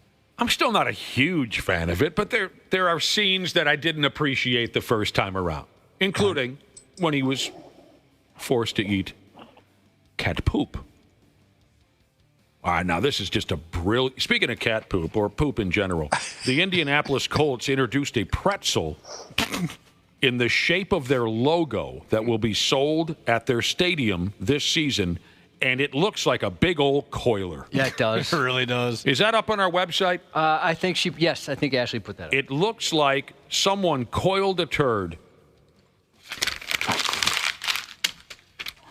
This is a brilliant text message we've received this morning. I'll say it again. Our listeners are just some of the funniest damn people in town. And we appreciate them very much. We were going on and on about what happened yesterday with the Twins, with the Hoeh-Lads saying, maybe we're better off keeping the team. And everybody wet themselves. This text message. It says the Twins being removed from the for sale market is like when your mom is on the verge of breaking up with her douchebag boyfriend. The guy calls you Bud all the time. One cheeseball comment after the next. He only comes over after hours to, quote, put mom to bed. Oof. You hear him get in a huge fight. Mom says the next day, Brad, you and I are done. For whatever reason, the guy's name is Brad. Of course. Okay? The next day, Mom says, we're done, Brad. And you, as a kid, you're fist pumping. You're excited over the news. And then you come home from school 2 days later, and Brad's sitting on the couch, and he says, hey, bud, as you walk in the door. Hey, sport. F you, Mom. F you, Hoeh-Lad family. Oh, gosh. That's good. Isn't that's the Hoeh-Brads from now on. The Hoeh-Brads. The Hoeh-Brads. I think that is a wonderful comparison. Yes. Because we were led to believe. Yes. We thought they were out of our lives. Out of the picture. And they're back. Hey, bud. There he is. Friggin' douchebags on my mom's couch again. Oh, man. And he wants you to call him Dad after a while, man. You know what I'm saying? You're not my dad. I told you that we have this great bit going, Josh. One of my pals, his dad died years and years and years ago. And his mother has been dating a guy for many years. And unfortunately, the guy that his mother is dating is just not a nice guy. He's a prick, right? So whenever we see this pal of mine, actually, I should restate that. Whenever I see this pal of mine's mother and her longtime boyfriend now, I always say to my pal, I say, hey, dude, I saw your mom and dad today. Just so I can hear him every time go, that's not my effing dad. Hey, dude, saw your mom at the gas station today, but your dad wasn't there. It's not my dad. Bad news as we close things out.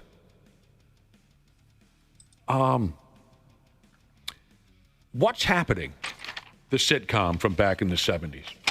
Boy, I love that television show. What's Happening? With Raj and Dwayne and Rerun and Mama, Dee, Shirley. Dee passed yesterday. Randy Shaver and Brad Ryder. Danielle Spencer, who played Dee on What's Happening, passed yesterday from cancer. Oh. Wah, wah, wah, wah, wah, wah, Great intro song. One of the greatest intro songs, isn't it, Brad Ryder? Yeah. And they're running around town, having fun, jumping in the back of a pickup. Remember Remember when Raj and Dwayne and Rerun ruined that Doobie Brothers concert that they went to go see on an episode of What's Happening back in the day? Anybody? I don't. I don't remember that one, no. I used to watch that show a lot, though. So someone, I think, talked Rerun into bringing a tape recorder. Remember, this is 1977 or something. He talked Rerun into bringing a tape recorder to the Doobie Brothers concert and recording it and then selling it as a bootleg. And in the episode, Rerun's dancing around in the crowd. He's got this massive tape recorder hanging from his belt so he can record the Doobie Brothers. And the Doobie Brothers stopped their concert and said, hey, man, that's not cool. Bootlegging is not cool. One of my favorite television episodes ever. Dee from What's Happening is gone. You know, after she was an actress, Josh, she became a veterinarian. Pretty cool. That's adorable. She had that attitude. And one of my niece's friends, who I met years ago when this girl was little, she kind of reminded me of Dee with her attitude. This is like an 8, 9-year-old girl when I met her. And they said, okay, this is Missy.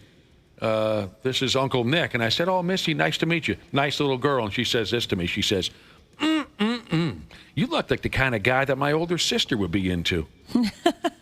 Cute. Yeah. Well, there you go, boys. Dark day, huh, Randy Shaver?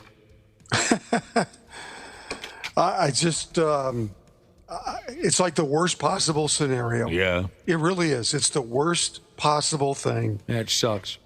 That could happen to the Twins right now is for the Hoeh-Lads to stay in charge. And you can't convince me otherwise. No, no one's going to argue with you on that. Because we've seen this play out. We now know we know who they are and what they care about, and it's not about It's not about winning baseball. It's just not about winning. You're not going to find anyone in town to argue with you. Look at it this way: today will be a better day, Randy. Let's hope so. Sure. A listener texted in, RV slinging Jesus. I don't get half of this joke, but I'm sure you can explain it to me. RV slinging Jesus said there are two new major sponsors at Target Field, Zoloft and Alcoholics Anonymous. I don't know what Zoloft is. It's a depression medication. Oh, no. All right, Randy and Brad, we'll talk to you boys tomorrow. See ya. Yep. More with the Programski coming up next. The 93X Half-Assed Morning Show. Hey friends, Dana here. And yeah, sure, we got plenty of summer left, but we all know what comes next when the weather shifts from crotch soup season to frozen shriveled peas season. That's why I love my pals at Standard Heating and Air Conditioning. It's the perfect time to get them out and take a peek at both your AC and your furnace. Book your AC tune-up by August 21st and save $45 or save $90 when you bundle both. It's the early bird deal and it's the way to go for peace of mind on both ends. Go to standardheating.com and make sure to mention 93X when you book. I am Michael Rosenbaum. I am Tom Welling. Welcome to Talkville, where it's fun to talk about Smallville. We're going to be talking to sometimes guest stars. Are you liking the direction Lois is going in? Yeah, because I'm getting more screen time. It's good. But mostly it's just me and Tom remembering. I think we all feel like there was a scene missing here. You got me, Tom. Let's revisit it. Let's look at it. See what we remember. See what we remember. I had never been around anything like that before. I mean, it was so fun. Talkville. Talkville. I just had a flashback. Follow and listen on your favorite platform. Let's get into it. The Half-Assed Morning Show, 93X. Here's a guy who should have gone to the bathroom hours ago. If you can believe it, we've climbed all the damn way up to 8:32 on the Thursday issue of the 93X Half-Assed Morning Show. Oh, wow. Yeah, we hope everyone out there is doing great. Just friggin' great. Got a question for the 3-4 of you here in the room. What's up? And listeners, feel free to text, too, if you want to give me an answer. We're 651-989-9393. You can give me a little bit of an explanation, too, if you like. The question is, on a scale of 1 to 10, how hygienic are you? You know, before COVID hit town, I almost never washed my hands for any damn reason. Now I am a hand washer. So when I think of everything else that might come into play when it comes to personal hygiene, I'd probably give myself a 5 or a 6. How hygienic are you? You said on a scale of 1 to 10. That's right, Cubby. Light of my life. 10 being the highest. Yes. I would put myself at a 5, 6. Or if any middle schoolers are listening, 6, 7.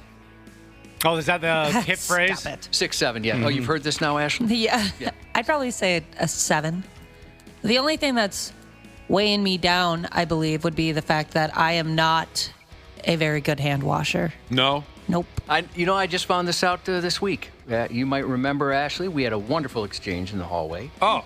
The bathrooms were right next to each other. We exited our respective bathrooms at the same time, and I said, I knew the door was propped open in the men's room for some reason, so I figured she could hear I didn't wash my hands, and I told her, I said, Ashley, I'm sorry I didn't wash my hands, and she said, you know what? I didn't either. And then you high-fived your gross hands together. Yep. That felt pretty good. We bonded over that moment. Sometimes you come out of that bathroom, Ashley, and you haven't washed your hands? Yeah. It takes too much time. Dana, scale of 1 to 10, how hygienic are you? Go. You guys said 5, 6. I think I'd give myself a 4 or 5. Is that right? I would have thought higher. Why do you say that? I mean, you guys give me crap for sleeping naked. You think that's disgusting. That is gross. But that doesn't necessarily have anything to do with hygiene. Oh, yeah. I guess maybe I'd be a little bit high. I did go to the dentist yesterday, and she was impressed with my flossing habits. So, I mean, that's... Well, you flossed, and you should be a notch higher than me. I've never flossed in my life. Yeah, that's pretty cool. Dental Babe Jesus has got me into flossing every once in a while, more than I ever did before. It used to be I had a lady that did it twice a year, but now I've started doing it in between. So how many times a day do you brush your teeth? Twice a day. Maybe 3 times if I have something funky for lunch and I kind of want to take care of things a little bit. And you floss? Yeah, I know that feeling, yeah. How many times a week do you shower? Every day. Okay, you're like a 9, 10. Yeah, dude. Oh, yeah, wow. Maybe You're up there. Maybe I was not giving myself enough credit. No, I have never flossed, and I never will. But you're showering every day. Hell yeah. You got to be ranked higher than Josh and I. You know, something about Josh that folks might not know. And he can tell me how radically things have changed or have not changed. It was hard to tell for a lot of people because he's so damned adorable over there. Oh, stop. It was hard to tell that there was a stretch of time when he was about the most unwashed character in the county. That is very true. He never showered. Nope. For the first, I'd say 15 years or so that we worked together, he never got in the shower. Maybe once a week, once every 2 weeks. That's a true story. That really surprises me, Josh. True story. And, he would just cake on the deodorant. He would never shower. I don't remember why we were talking about this a couple weeks ago. I've only washed my face when I was like in middle school to avoid zits. I washed my face more, but I don't remember the last time I washed my face. All you were missing was a hacky sack and an acoustic guitar and dreadlocks on your head. That's the thing. People were wondering, are you like some sort of like environmentalist or hippie or something like that? Like, no, I'm just lazy AF. He covered it well. He covered it very well. So I at least take a whore's bath every day. I love that phrase. Well, because as a woman, you're not supposed to wash your hair every day. It's bad for it. Sure. And so, I at least try to wash the body, especially with being pregnant. No, a lot wait a more minute. sweating. So maybe I have it wrong. I thought a horse bath was you just splash water on your face, throw some deodorant on, maybe scrub under your armpits. Oh, no, that's what I call when I just hop into the tub real quick with running water and then wash the bits and pieces. And then I wash my face every day too, but that's more of like I have to, or else I think that's a it's gonna regular break bath. out. With just out. That's a regular. I consider it like you got to get your head wet. No. We come from different generations. Me and Cubby's generation defined a whore's bath as you whip a little deodorant under your pits and you gone. Oh. Or sometimes, do you guys know what a penis is? I've seen it too. Yeah. Seen one or two. All right, they're used with the intercourse, urination, things like that. Mm-hmm. You might like get to a sink if you're like, oh, I have a feeling I know where this evening is going, and you might take care of that. Sure. You realize I better clean things up. A penis, you said. Yeah. Look, if you don't know, you can Google it. It's involved in intercourse. It's involved in urination, sounding. Oh, yeah. wow. It's important to sound. It plays a big role in sounding. I remember, speaking of you and Ashley, coming out the men's and women's bathrooms simultaneously the other day, right? You both came out your respective bathrooms, and you met in the hallway. I remember being in the hallway a couple years ago, and Ashley came out of the ladies' room, and she said, nobody go in there Never. for 35 to 45 minutes. Those words have never came out of my mouth. We had another bonding moment, Ashley and I, and it was bathroom related, where both of us thought the other one crop dusted the hall. And then we realized it was a different coworker. Oh, that was so bad. Yeah, that what was do you do? Ugh. Yeah, that was the worst I've ever experienced in my entire life. Oh, it lingered for a while, too. It was bad. Like, you could almost see it. Like, who does that this early in the morning? That wasn't cool. Get it together. So, there's personal hygiene, keeping yourself washed and this and that. Hygiene issues can present themselves in different ways. Someone asked the godless and wildly misinformed internet.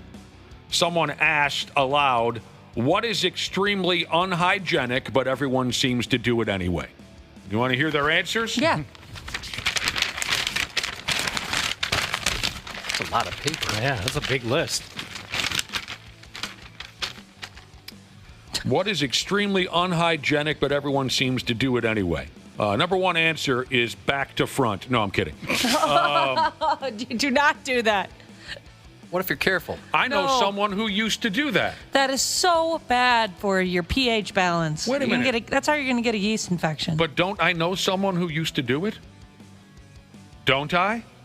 I think so. Didn't you just say a handful of months ago that you were a back to fronter and your mom yelled at you and said stop being a back to fronter? Oh, we were thinking about different back to fronts. My bad. What? I only know of one. Do you know what a vagina is? You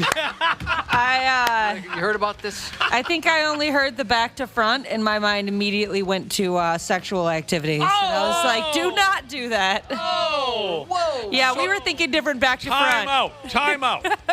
A handful of months ago, when you told us you used to be a back to fronter until your mother had a conversation with you, you were referring to anal sex progressing towards vaginal sex. No, I was referring to wiping in that incident, but just now. Just now. Yes. Oh, okay. All right. Whoa. If we're sticking with sex, you got 3 holes. Is there an order that you should always go in your opinion? There is an order, but it might surprise you. Isn't that the line? That's the line. Yeah. My God, Ashley, that was a close one. I thought you were saying that your mother sat you down and said, daughter, if you're ever going to take it in the can, don't follow that by vaginal intercourse. No. And I thought this was the most warped upbringing. We're not that close. But your mother sat you down and had a conversation with you about wiping. Yes. And we got to be without you for 6 weeks? This is going to be miserable. We're screwed. This moment wouldn't have happened.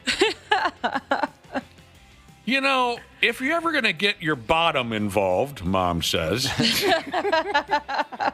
the next step should never be the front door ski. Okay, that never happened. Good advice, though, Mom. Let's get started with this now. That was awesome. I mean, there's no way you can't compete with that was awesome. Should we just end the show now? Everything on this list is stupid compared to that. What is extremely unhygienic, but everyone seems to do it anyway? They start with touching sticky condiment bottles at the restaurant table. What am I supposed to do? Use my knees to put mustard on my, what do you call it? Hamburger? What am I supposed to do? Use my elbows to spray mustard on my wiener? Folks who lick their fingers when counting money or turning pages is something that is very unhygienic, but people seem to do it anyway. Don't you do that, Nick? I thought I've seen you do it. I don't. I do. You do. Is it really that helpful, or is it just a habit you developed? Yes. Is it helpful? Yes. It must be people do it. My hands get so dry. From washing them. See, that's why I was never a big hand washer for many years. It wasn't just because I was a filthy rich kid who never suffered any repercussions for their behavior. Trust fund baby type character. That's not why I never wash my hands. I hate the dryness that follows it. So, yes, Josh, when I'm sifting through, you mentioned I have a lot of paper around here. Yeah. When I'm sifting through paper, sometimes I got to lick my thumb ski or my hands just slide. It's just horrible. Yes. Licking fingers, turning pages. I had a boss that used to do that a lot.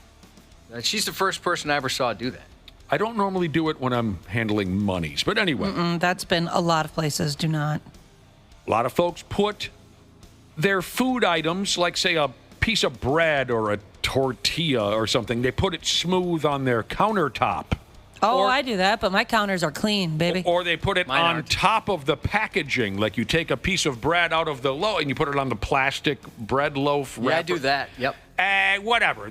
See, some of this stuff is, I don't know, it's more work than it's worth, in my opinion.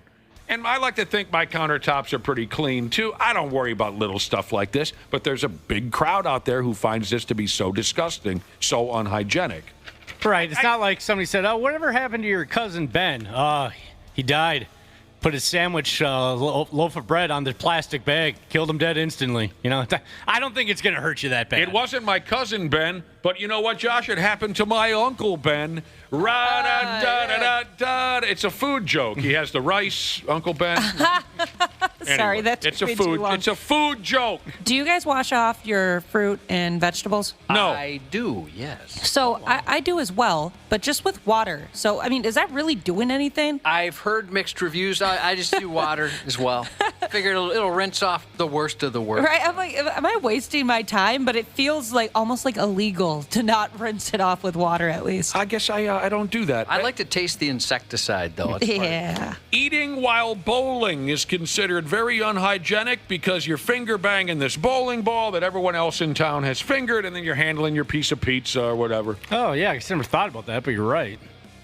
But when you're in a bowling alley, you don't care. Again, these are little things that I wouldn't really worry about, but for others. I'm trying to figure this one out. Yeah?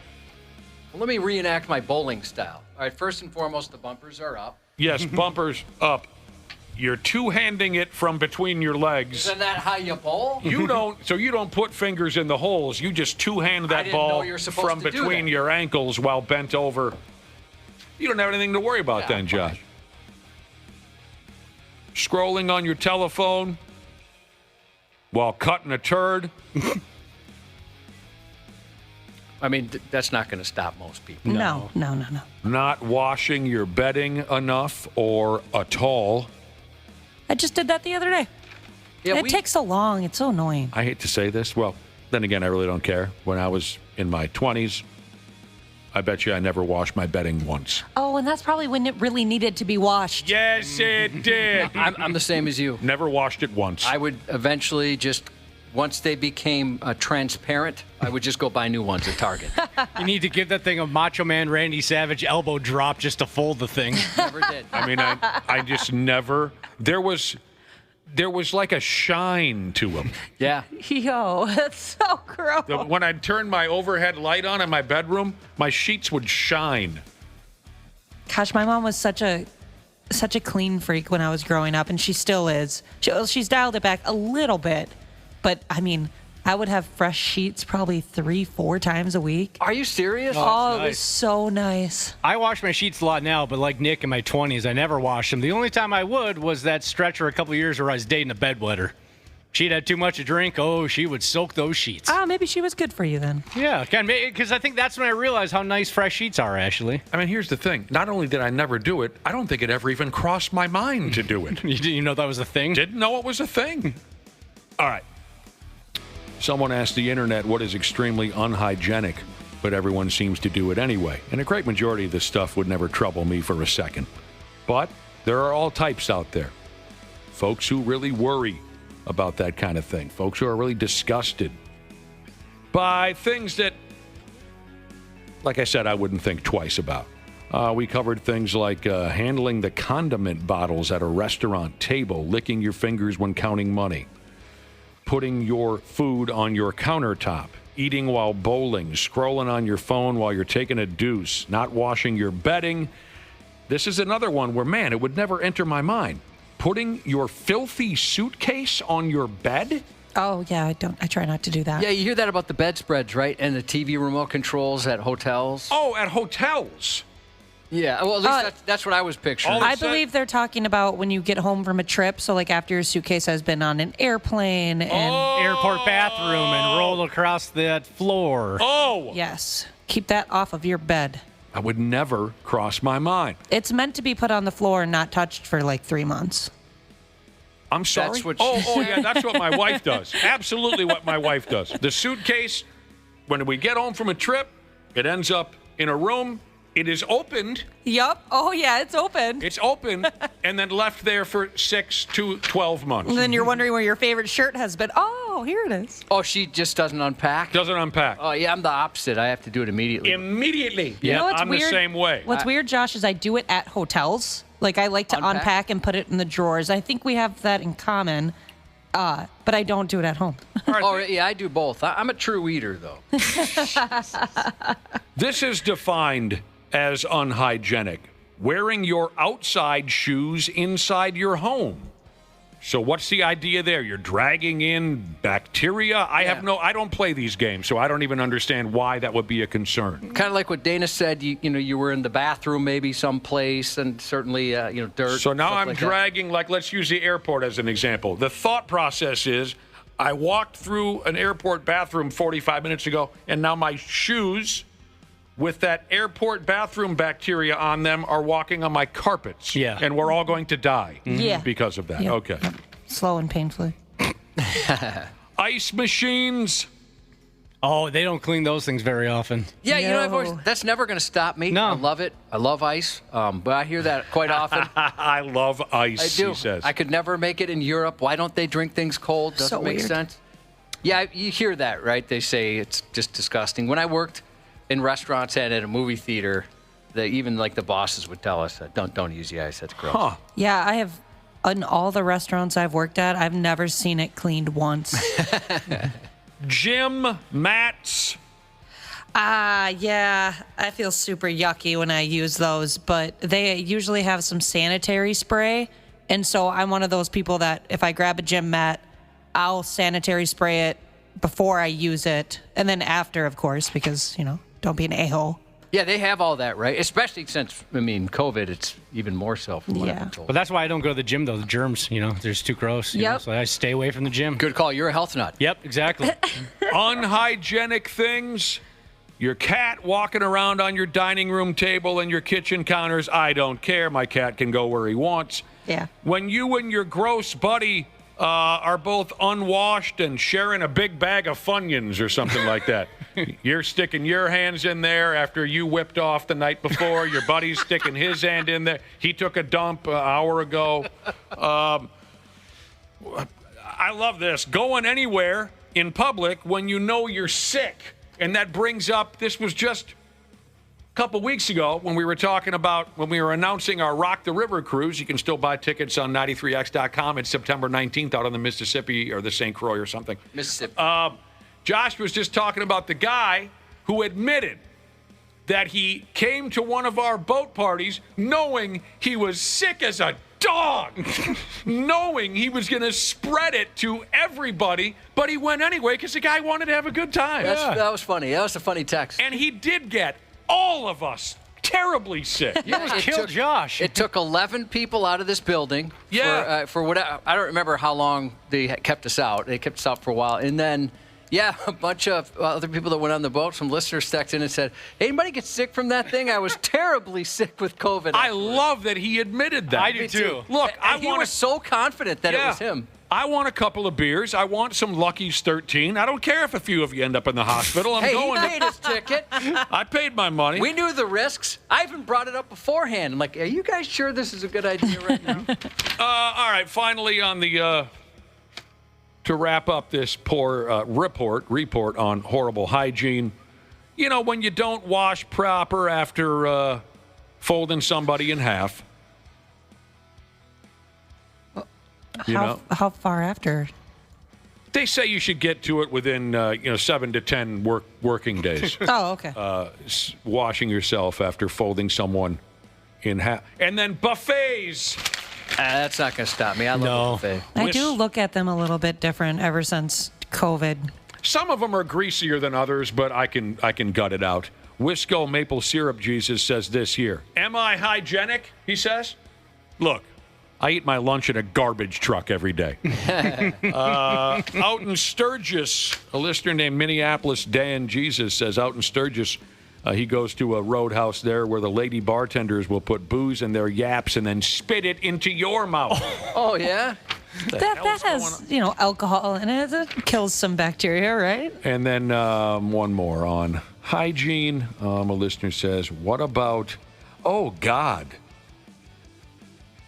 I didn't realize the first time I read it how he or she exactly put this. What about being in a public pool or hot tub with everyone's crusty bumhole? Mm-hmm. There's a certain gym that I tried out once, and one of the drawing factors was they had a pool and a hot tub, so I went and checked it out. Yeah? And you could taste the sweat in the pool. You could not taste the sweat. It was so, how you get sweaty and sometimes it just gets in your mouth and just like that salty, it was so gross. You will not eat the sweat in that pool. I never went back. I thought, nope. I can't believe you could taste the sweat. Oh, it was so bad. You're supposed to shower before you get in the pool. Yeah, nobody does that. Not showering before or after I get in a pool. Getting in a pool is kind of like taking a shower. Yeah, the chlorine kind of wipes everything out. Jeez, so many rules. Okay, we got to get the hell out of here. Happy 69 minus I got a lisp all of a sudden. Minus 30 to Tim from Dick's Sanitation. Happy birthday to Dio from Straight Pipe Jesus. Happy 15th anniversary to Curly Hair T Swift Jesus from Ginger MT Jesus. Happy birthday to H-Dog Jesus, turning the big 01 from his dad, Big, Thick, and Sticky Jesus. God help us all. I love those sweet texts followed by a Jesus name like that.